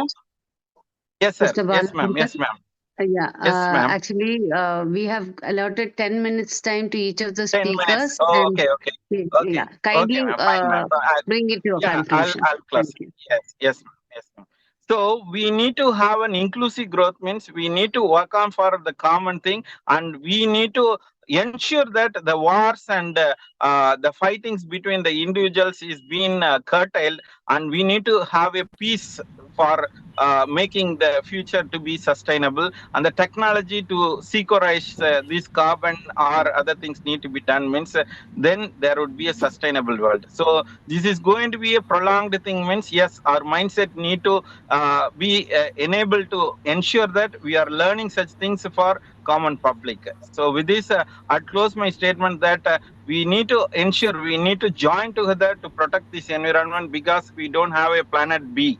So the planet A has its all facility, means we need to rethink, and we need to ensure that at least awareness is being given to all the population. Thank you so much, and thank you so much, Kavita ma'am, for arranging this meeting. Thank you. Thank you, sir. Thank you for various insights out of daily life. And may I now request Dr. Kavita to moderate and draw her references. Thank you, ma'am. Yeah. So the topic future losses and damages will rise with increased global warming by Dr. Balamurugan is appreciable, and is an excellent presentation, because we came to know a lot of things about this topic, and insights on this topic about this ESG, there's the environment, social governance. He explained about the equality and how the mankind will help for the sustainability also. So this topic also about this economy will have a will give about he also explained about this economy, how the economy can can be taken care of that, and the sea level, the people living near the seashore, and the sea level rise will definitely be harmful to them. And also the climate change. He has explained that the climate action change haven't reached to nearly 10%, and only reminding that 90% of people was not at all they are affected by this. And finally he told that we need to work together to protect our planet, and it is essential that the scientific community and organization like Intergovernmental Panel on Climate Change, IPCC, that the future losses and damages are expected to increase with the increased global warming. Why this is means? This is because the higher global temperatures can lead to a wide range of adverse impacts, including more frequent and severe extreme weather events such as hurricanes, flood, and droughts and heat waves. So we must aware of this topic, and we have to take care of all things. We all come together to save our Mother Earth. Thank you for the opportunity.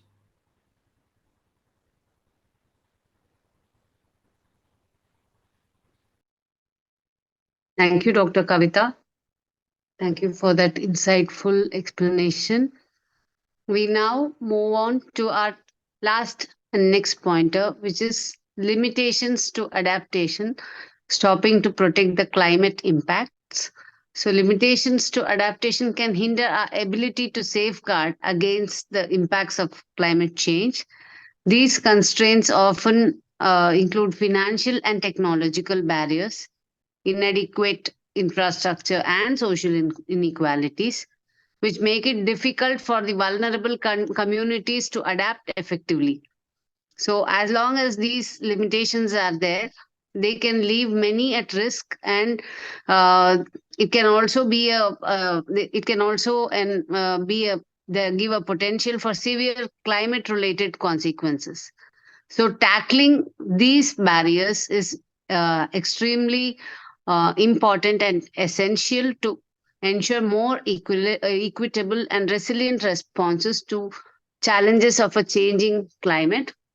So, there are also political and governance issues, ineffective policies, lack of coordination among stakeholders, which can also hinder adaptation efforts. And so apart from this, limited awareness and education about climate change and adaptation strategies can be a huge obstacle. So let us see the methods that will require to be bringing about the changes and help us adapt easily. So may I now invite Dr. N.S. Subashri, who's a Joint Registrar of MGR University, Dr. MGR University Educational and Research Institute. Ma'am, could you please take over the digital dais and enlighten us?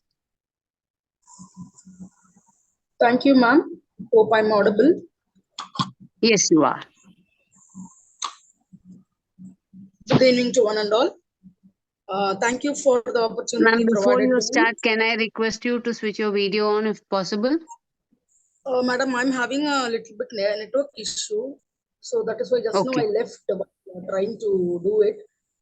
So I rejoined. No issues. Then please carry on. Thank you.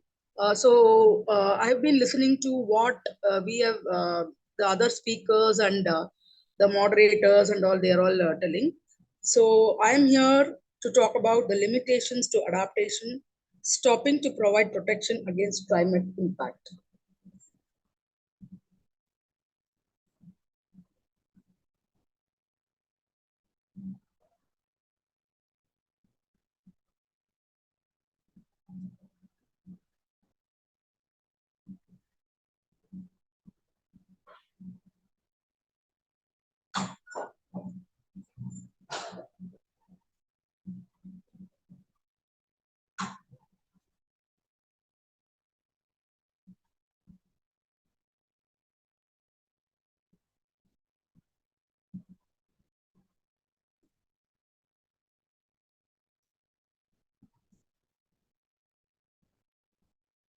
Just a minute, I think I have a problem in sharing my screen. 1 second.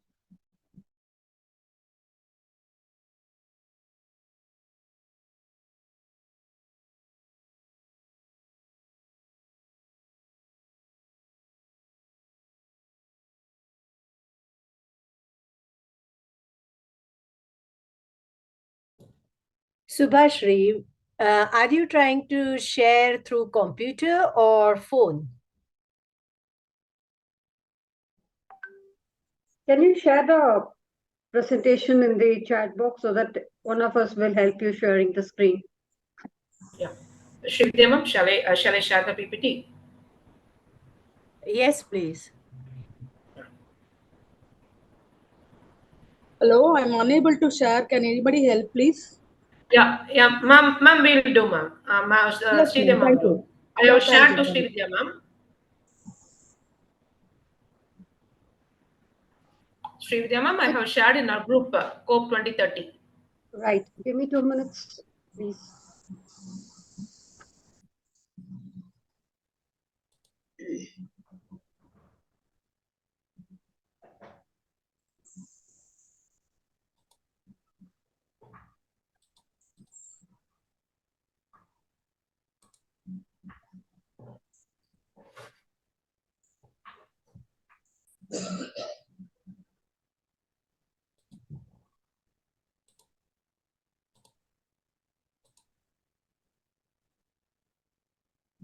Here, I hope you can see the screen. Yeah, I've done it.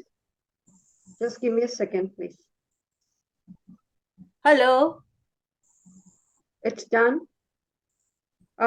Maybe like, ma'am Subhashri, you need to stop sharing your screen so that I will be able to share it. Yeah. Hello, Vidyashri. Okay, it has Yeah. started. Thank you. Yeah, thank you. Thank you. Thank you. Thank Sorry you. for the interruption. Yeah, so I'm going to talk on again, I Just think, a second, ma'am. No, it's gone again. It's gone again. The screen. Yeah. Yes. There we Hello.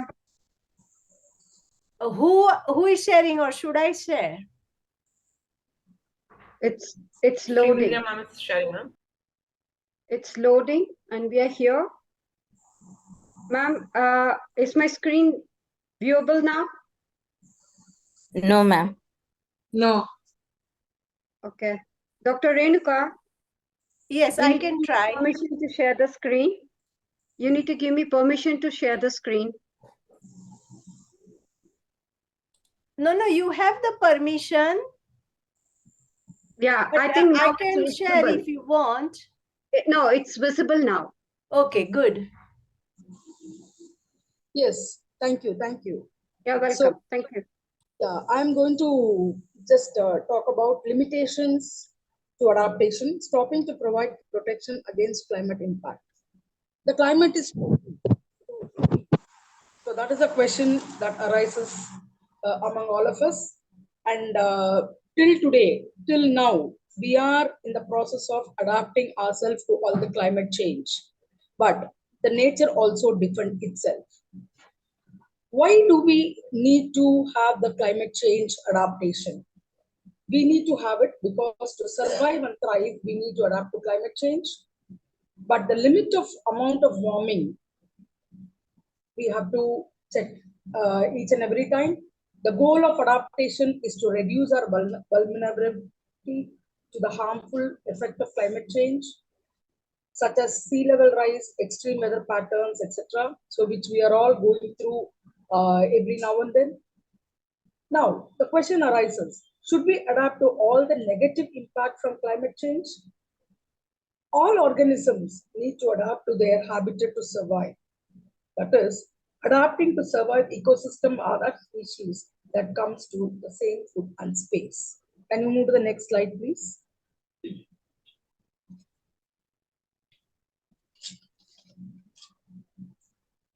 Yeah. The ecosystem-based adaptation is a strategy. Now we have to follow a strategy, first of all, to climate adaptation, and then is there any limit? Are we going to have a limit, or is there any stopping point for it? So that is what is our point of concern now. So the ecosystem-based adaptation is a strategy for adapting the climate change that harness nature-based solution and ecosystem services. Understanding the economic cost, the benefits, trade-off of different adaptation approach can guide policymakers and practice towards the most cost-effective and sustainable strategy for a particular situation. Now, restoring and protecting nature is one of the greatest challenge which we have. Okay, so we need to adapt to the climate change. Now, when we talk about climate change adaptation, the climate change can happen anytime, anywhere. And now, if you take a country, for example, India, we cannot say that each and every part of India experience the same type of climate change. It is going to be different, right? One part is going to suffer from heat waves, other part will have a drought, other will have a sea level rise. So there are so many things which the climate suddenly does for us, right? Now all these are done because we are adapting and we are trying to adapt ourselves to the climate change by destroying our ecosystem. So in this process, what happens is the nature also tries to adapt itself. That is, the nature also tries to defend itself. So adapting the climate change and its impact is a big challenge. Now we have the increased risk to people and communities, which is very apparent and essential. Ma'am, next slide, please. Yes. So to survive and thrive, we need to adapt to the climate change and also the limit of how much the greenhouse gases are exhausted or utilized, or how much we are going to make it as a positive impact. In fact, when we talk about the climate change, we have both positive and negative impact. So how are we reacting to the positive impact and how are we going to overcome the negative impact? So these are the challenges that we are having right now. The climate models that are there that provides future climate change, and it can help us to understand the impact of climate change. And only when we understand that, we need to know how we can adapt to the change, right? Now, why again, once again, the question arises, why we should adapt? Because we have to be less vulnerable to climate change. Okay. Now, I was just now telling about the nature as a defensive one. Now, when human being or the other organisms or living beings in the global, right, when we are trying to adapt to the climate change, we try to destroy the nature. So what the nature does in turn to us is, it becomes defensive. How the nature defends itself? Through drought, wildfires, heat waves, coastal flooding, landslide, erosion, desertification, and sandstorm. So these are some things which we are all going through right now. Okay. For example, we can say, when we say about the constraint upkeeping the services, right? The wildfire, we are all going through now, right? Suddenly some fire happens, right? Heat waves, as I told you, when we have summers and all, there are a lot of heat waves, and it is not evenly spread. One part of the country suffers something else, other part of the country suffers something else, right? So similarly, the coastal flooding, even the modernized city now are unable to cope up with the flooding, the rains. Even when, for example, if we take our country, the place where I live in, right? When we have the rainy season coming, we are all very much geared up to just go through whether it is going to be flooded or like that, right? So what happens is, when we try to more and more adapt ourselves to the climate change, the nature starts to defend itself. So frequently nowadays we can see frequently the nature defends itself through all these phenomena, the landslides, erosion, desertification, sandstorm, everything now becomes very frequent, which was not like that maybe some few years back. Now our generation, the future generation, is going to go through all these things very frequently, and already we started to see all these very frequently. So the nature also becomes defensive now. So that means, are we going to have any limitation in the adaptation? So now that is a big question in front of us, and it's a big challenge. And how are we going to stop it? Are we going to limit our adaptation? Okay. So limit to climate change adaptation. I have just taken some four categories where we are going to have the limitation. One is the ecological one. Second one is the economic one. third one is the technological one, and social one. It's a fourth one. So when we talk about the ecological one, we have constraints in upkeeping our ecosystem service. Example, we can say the coral reef, right? So we are having a lot of constraints in preserving our ecosystem services, and which is of need to have a ecosystem balance. So that we are facing a lot of constraint in it. When you talk about economic, right, we have lack of financial resources to support certain adaptive measures. Example, if we say sea level rise, are we able to produce some mechanical barriers? Is it possible? How do we stop, or how do we prevent the sea level rise? Is it possible? Is it economically feasible? So all these are the challenges which we are getting when we talk about the economic limit. Coming to the technological one, we also face difficulty in making some technologies available to wider groups. For example, when we say the weather forecast, some years back, even we were unable to predict the tsunami or anything that is happening, the earthquake or anything that is happening.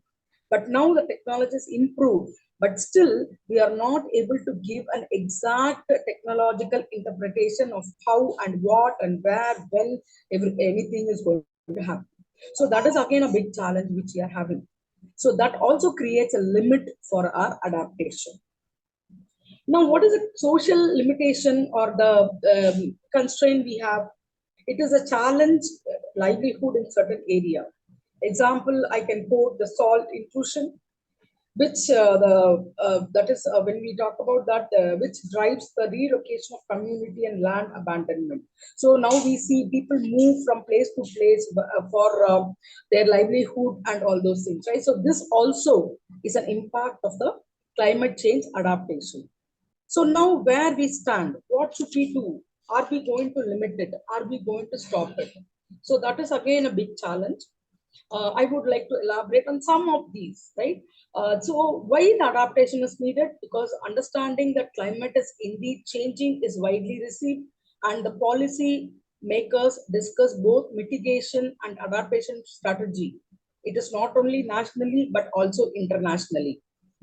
Now, when we talk about adaptation, vulnerability is a key concept of adaptation. So, because why we say this is a key factor? Because factors like adaptive capacity or sensitivity have effects on vulnerability, and adaptation mainly seeks to reduce it. Right? So, when we talk about vulnerability, it is used in many scientific disciplines, and each one have different interpretation. Right? So what happens here is, so we have to talk about ecological interpretation, economic interpretation, technological interpretation, and social interpretation.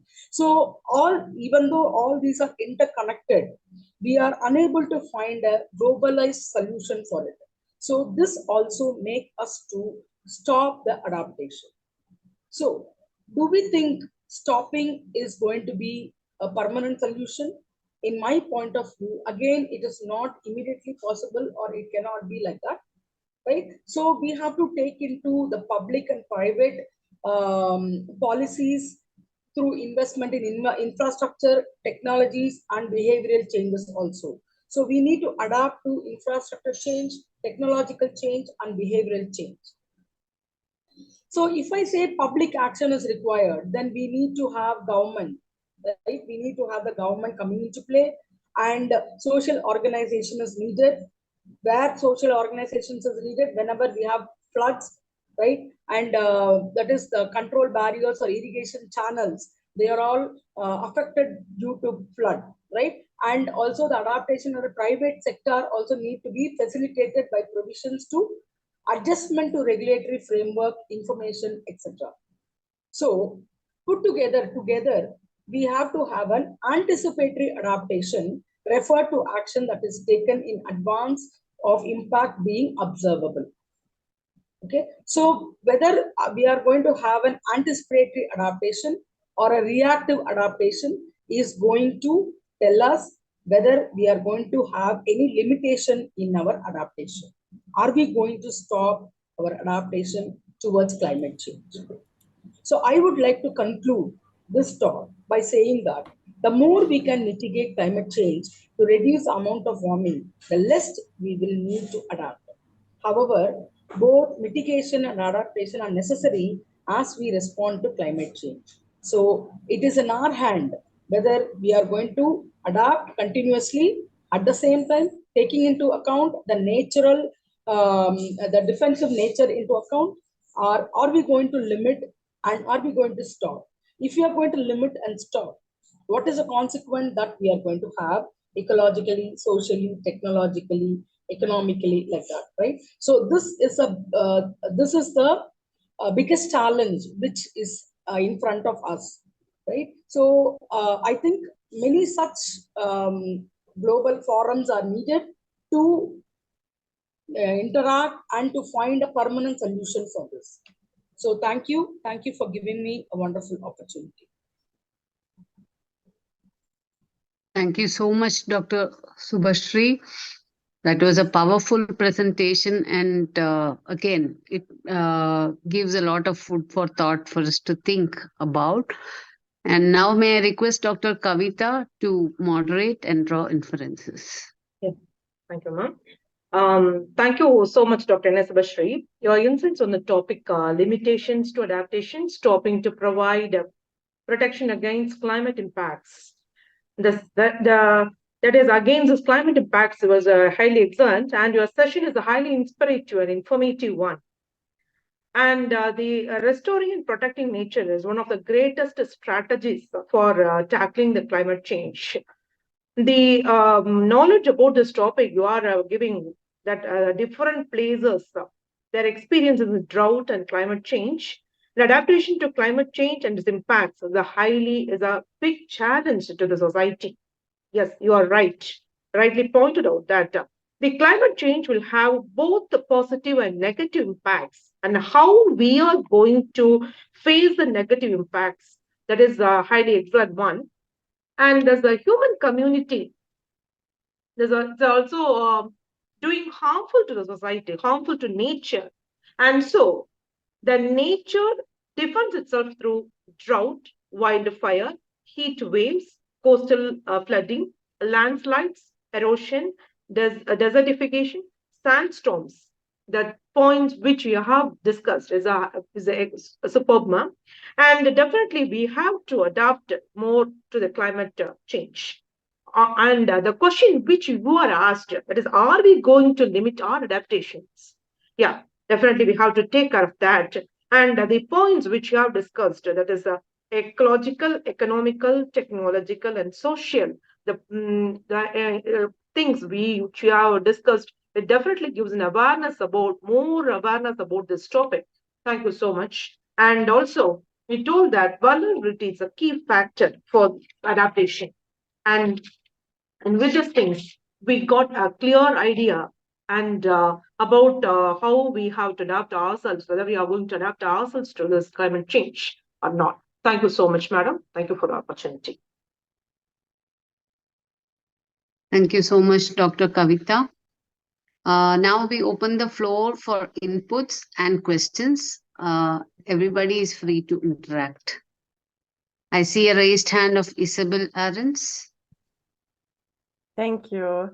First of all, very interesting presentation, and it is also kind of very interesting and related to what we do, what I do with World for Climate, where we try to connect global to regional for collaborative climate action in order to connect solutions, people, and resources. It is absolutely important that we share solutions. And I also want to emphasize on the opportunity of creating cheaper solutions and better ones by innovating together. So for example, one point I want to add to this slide with the different climate change related risks. And one of them is floods, not only the landslides or the coastal floods, but I'm right now sitting in front of the Rhine River, where we had heavy floods summer 2021. More than 160 people died. And also in Pakistan, 30 million people lost their home last summer due to heavy rain. So heavy floods resulting from that. Also in the Himalaya, in Libya. So it's a really, really dangerous point as well. And here it's so interesting that we could basically create cheaper and better solutions by, for example, making groups between Pakistan and Germany, right? So maybe we have more technological advancement, but it's super expensive also for us. And on the other side there, we have solutions which are widespread but are useful. And if we connect that, that's a huge opportunity from what I think. We are all sitting here in the same boat.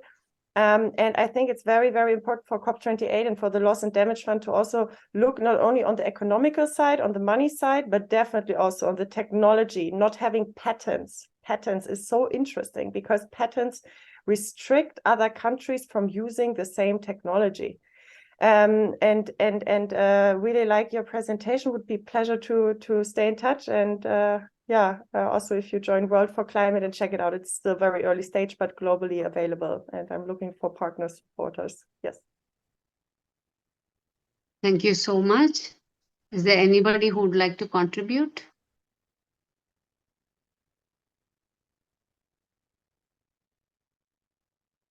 Or ask a question to any of our speakers? You can do it now. Yeah. So this is Simi here. I just wanted a follow-up question with Isabel.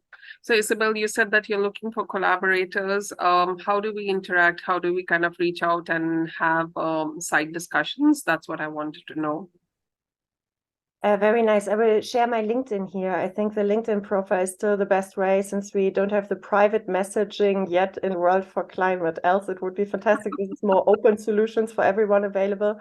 I will post my LinkedIn contact here. Just get in touch.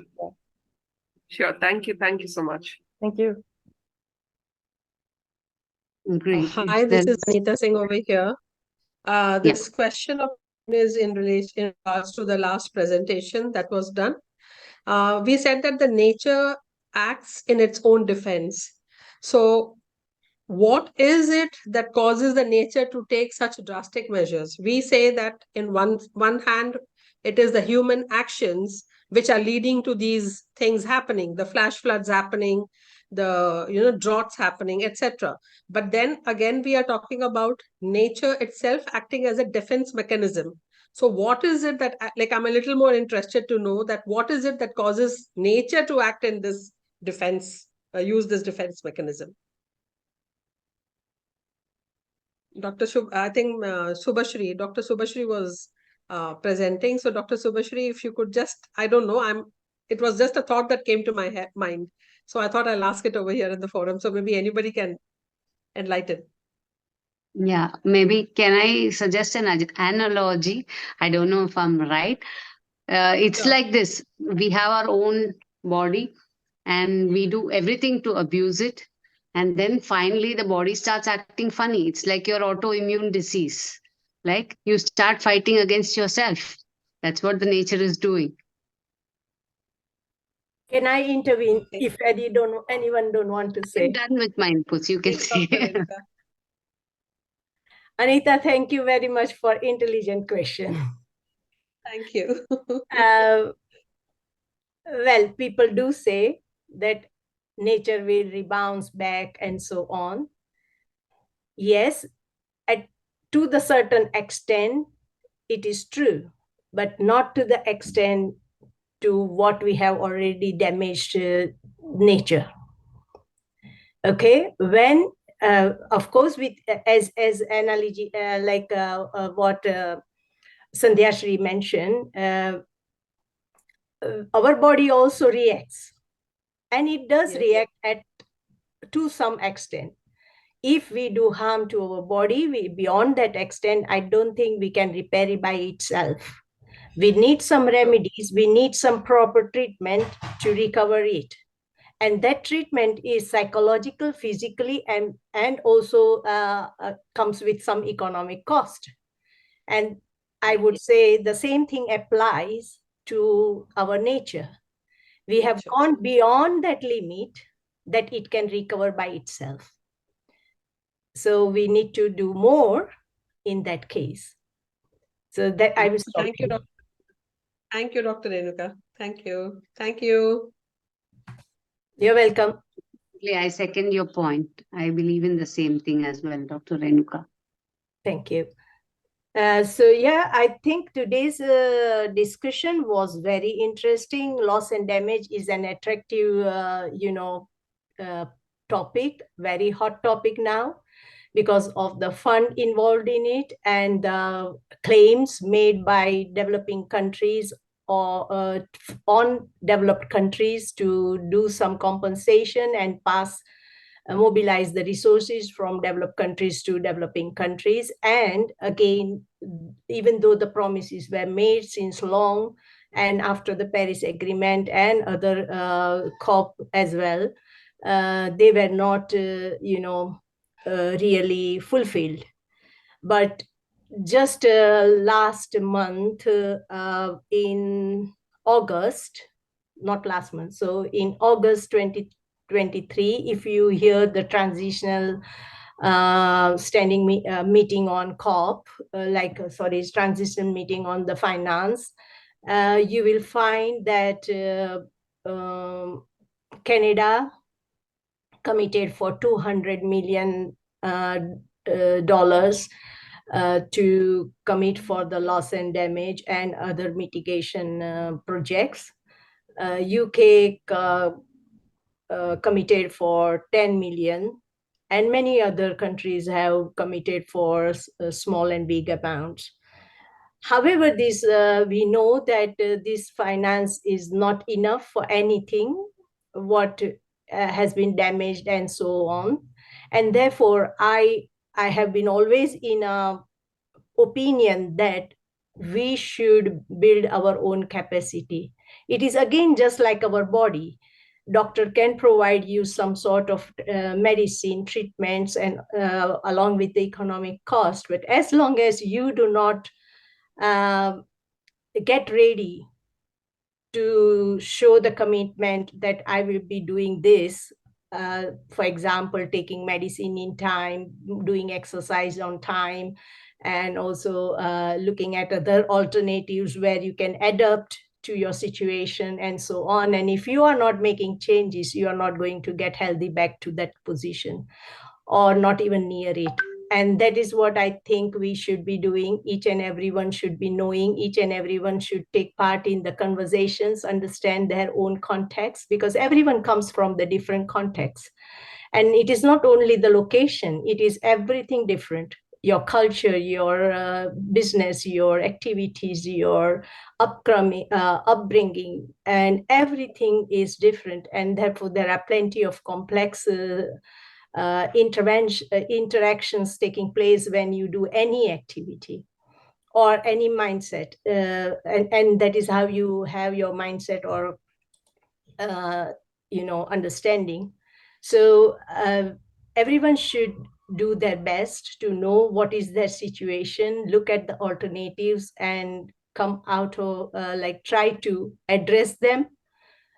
Communicate with each other, know what your peers are doing, or go out of your box if you want to do something different. But try in a type of a risk management strategy that you don't go beyond anything then that you just lose your confidence or lose what you wanted to do. And here I would say that because we are talking about bringing nature back, agriculture and related systems.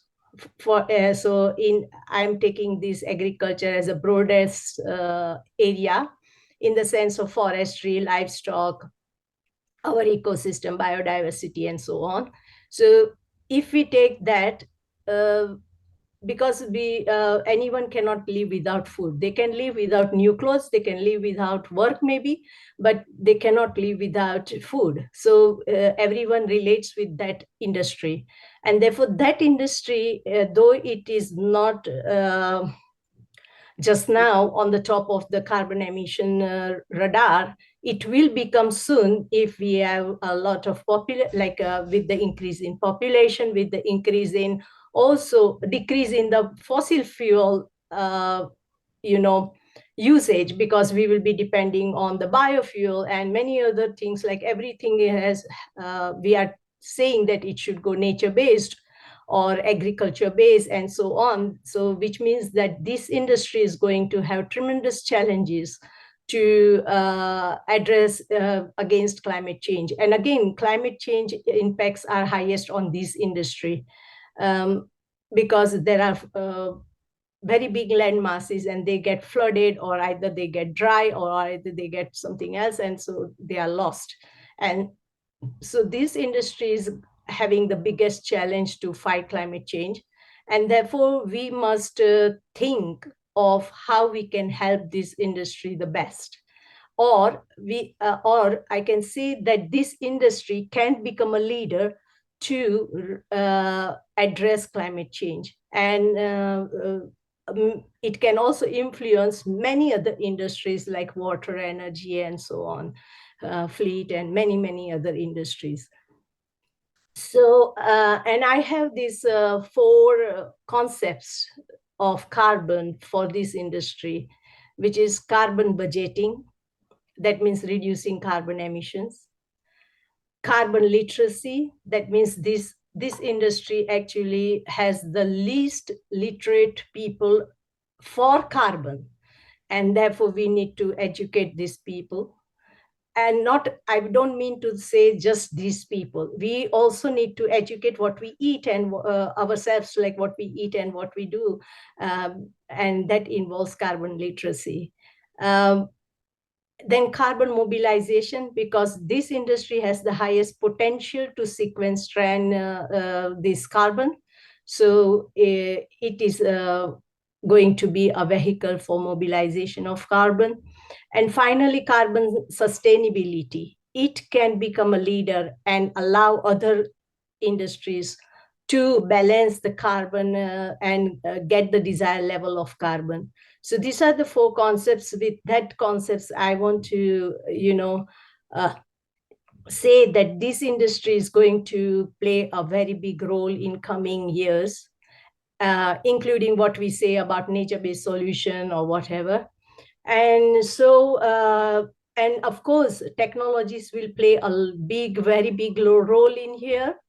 But at the same time, we will need to have all subject expertise and even the end users and everyone to be very, very innovative, also very commercialized in putting their ideas, and also connecting with all relevant stakeholders at local, regional, and national level. And we must be, and we know that due to the context of all our communities in this area, localized solutions will be highly appreciated there, because they can bring local people to work, local solution to work, and so on. And these people already have that knowledge, indigenous knowledge, and that has to be appreciated and borne.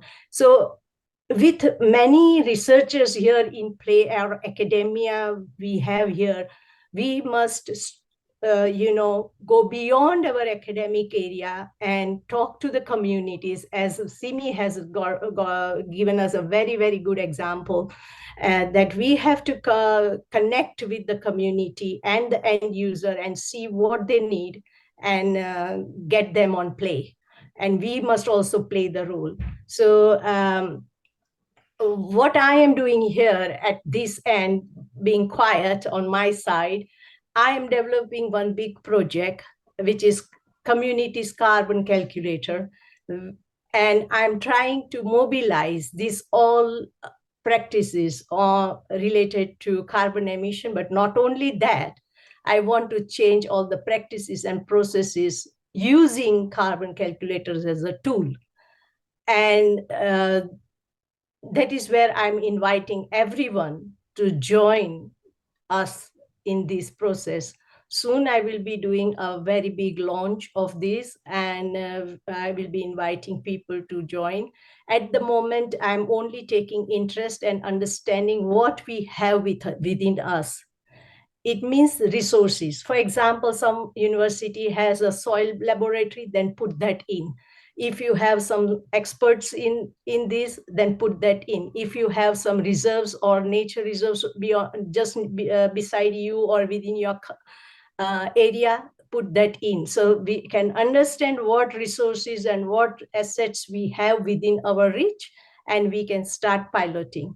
And few countries have already committed, and they are Congo, Pakistan, Kenya, Nigeria, Ghana, Zambia, and Mongolia. They have already been on board. And I know India is highly interested in this. We are just getting it on board. And so these are a few things on my side, an update, as well as thank you very much, which we need to keep in ourselves, like understand within this loss and damage as well. Thank you. Thank you, Dr. Renuka, for giving us a beautiful insight and thoughts which we have to take over and work on for the future. May I now ask Dr. Srividhya to give her inputs? Yeah, sorry, I think Ijar or someone has raised hand before Srividhya can go on. Okay, Dr. Thank you. Ishrat, may I request you to now speak, and then Dr. Srividhya can follow with her thoughts. Yeah, I'll just conclude in one minute. Thank you, Renuka ma'am, for the opportunity, and Srividhya. Like actually, when we are talking about adaptation for loss and gain, when we are saying this, I think we have to start with the smaller, not go for a bigger change or something. Because what I work, I want to just say that, because we also work with the waste cooking oil being converted into biodiesel. So that is also reducing the carbon footprint. And I worked on a government school wherein they had a wastewater, grey water, whatever is there, was being filtrated and it is being utilized for the kitchen farming. So these are the small mini projects. We definitely the smaller steps which we put ahead can bring about a bigger change. So that is what I can convey is like, let's start with smaller projects rather than target a bigger change. Thank you, ma'am. Thank you, Srividhya. But that is what the idea is. Thank you very much for raising that point. Like, not only in hundreds, but in I can say in millions such projects are going on, but they are segregated, and so we want to bring them in one umbrella. When I'm saying that a change in carbon emissions, they are not going to happen by itself. They are just going to happen with these such small changes. That who is changing their fleet, who is changing their fuel, who is changing their waste management, or who is changing their land management. And each farmer has to understand. Just now, today, this morning, I was communicating with the farmer community in very well-versed country like UK, and they had no idea about what I was speaking. And they just told me, go away from here. You are a doctor, go away from this forum. And when I started discussing, after 3 or 4 hours, continuous discussion with one by one, whoever put the questions to me, they were convinced that I should stay in that forum. And they said, you continue to do that. So that is where we need the change. Thank you. Yes, ma'am. Thank you, ma'am. Thank you, Dr. Ishrat and Dr. Renuka once again for the inputs. May I now call upon Dr. Srividhya to give her inputs. Thank you, one and all, and thank you all the speakers for your valuable inputs and the inferences that you've shared on this forum today. Well, it was quite insightful, comprehensive, and also conclusive. We could really come up with some of the policies and adaptations that we will be taking it forward as such. But on one note, definitely, when we talk about sustainability, we all know it very well. To the line and to the letter by letter. It's the ability to meet the current needs of the society without compromising the future and jeopardizing the present. So whatever we do, whatever we think that we are going to contribute, that should not compromise the future, and also it should not jeopardize the present. And when we talk about innovation, what does the actual word innovation means? It's not creating something new, definitely not. And it's just old wine in a new bottle. Agreed on this platform. Moving ahead, If you say old wine in a new bottle, it has to pay its goodness towards a society. As long as it's going to be useful to the society, your innovative measure is definitely welcomed. Coming back to Madam Anita Singh's question and the answer that she had posed to the forum, saying that how are we going to move forward? Ma'am, I have only one answer for you. Charity begins at home. Taking it forward from Dr. Renuka as well. Like when we say something, we are contributing on this particular point of it, definitely. As Madam, the impromptu speaker of today, who I think she's, I forgot her name, I'm sorry. Dr. Simi. Simi, she said she's contributing to it. As 1001 collaborations, organizations are contributing to it. Well, bringing them towards to this forum, taking it as a lead. As such, our community partner, IGEN, has got n number of sustainable projects which they have been working on with the student level, with the university level, and they're working in every thread to thread. Thread to thread, I mean thread to thread, between student to student. Each student is contributing to it. Imagine every single student is contributing to it. On the whole, how many numbers are we going to get? So every single person is contributing towards it, definitely. So we need to acknowledge it, and this is just a sharing platform to move ahead. Now coming to loss and damage, more importantly, what it needs to address on is the financial thing. So when we talk about loss and damage, well, adaptation definitely take its course. When it comes to that, addressing loss and damage is a crucial third pillar of the climatic action, helping people after what they have experienced the climate-related impacts. Of course, we have our restoration measures and organizations, social welfare organizations, NGOs contributing to it. But where from the fund is coming, how we are going to make it happen in every single requirement which is going to come up. It's not only the efforts to reduce emissions. It's not our ambition, or is only for the adaptation efforts to become successful when it comes to the implementation process. How to facilitate the whole process. This is what is the thing that we need to address on, and we need to take it. Be it a coral reef example where the adaptation reached its limits of about IPCC found out like 70% to 90% of the tropical coral reef die in the mid-century. You can take n number of examples like this, but our climatic plans and policies should account on loss and damage alongside mitigation and adaptation when it comes to that.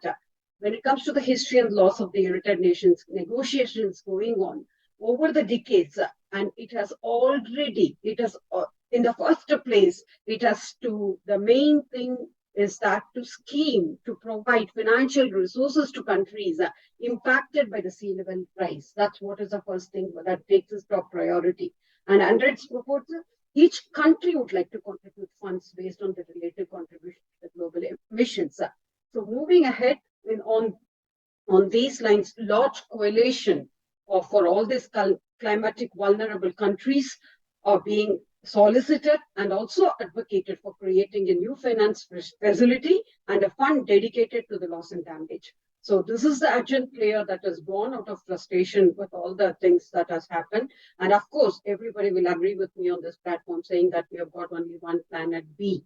So when it comes to the carbon emission, when it comes to the carbon footprint, I would say that charity begins at home. So let's continue doing our contributions in a small and a large scale, whichever scale that we are contributing it for, and so that we will be able to take it forward with our policies and procedures as an example, as a standing out example, such that people will be able to follow us as such at least. And things like this, sharing knowledge, sharing experiences, sharing inferences will just go on as we will be able to contribute on a much more agreed level of the Paris Agreement that has been campaigned for. Thank you so much. Over to Madam Sandhya Balaji. Thank you so much for your inputs, Dr. Srividhya. I also have a bit to say. I think now we're all busy into our careers, into our lives. You know, we might probably leave a good legacy for our children and the future generation. But whatever it is, let us not increase our carbon footprints. Let us leave back a beautiful earth for them. Yeah, so it is now my duty to talk about what we've been doing the last couple of weeks. So let me quickly rush through without sharing a screen. We began our launch on the 1st of October, and week after week, we have been deliberating on climate adaptation, finance and climate action, renewable energy powering a safer future, and for a livable climate, how to reach to net zero. And today, on the 5th of November, which is the 5th week, we have deliberated on loss and damage and the due to climatic changes and the moral implications and how to go about building our earth back to bringing our nature back to its beautiful form. So it is now time for us to understand that next week we are going to talk on something more interesting, and it is about biodiversity, which is the variety of life on Earth in all its forms, from genes and bacteria to entire ecosystems such as forests or coral reefs. The biodiversity that we see today is a result of 4.5 billion years of evolution, and which is very much and increasingly influenced by humans. So let us all buck up to talk about that. And we should also understand two surprise facts. One is that we all need this biodiversity in all parts of our life. And half of the global GDP is dependent on nature. Another surprise fact is that more than 1 billion people across the world rely on forests for their livelihoods, and it is the land and ocean that absorb more than half of all the carbon emissions. But yet the nature is in crisis. So let us deliberate next week on 12th November on biodiversities and challenges of climate change due to it and how we can embrace nature. And as I say that, next week is the Indian festival day of Diwali.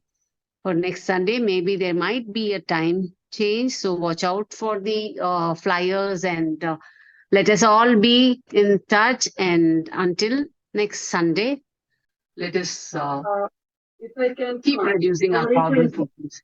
Sorry to Yeah. interrupt, Sandy. If at all, if everybody could agree on this floor, we would like to prepone it by half an hour so that we will be able to finish the session before the Diwali time comes. So there will be a slight change in the timing of the session for next week, maybe half an hour early, if it's agreeable. Thank you. Yeah. Thank you so much. Until next Sunday. Thank you, one and all. Thank you once again. It's always lovely to have you all on the Thank floor. you. Bye, everyone. Thank you. Thank you. So next Thank week you, we everyone. Thank you, Dr. Thank you, Srividhya. everyone. Thank you, Dr. Renuka. Bye, Thank you. everyone. Bye. Thank you, everyone. Thank you, Dr. Bye. Thank you. Thank you, Sandy. Thank you, Dr. Ishrat. Thank you, Dr. Kavita. Yeah. Thank you. Thank you. Thank you so much.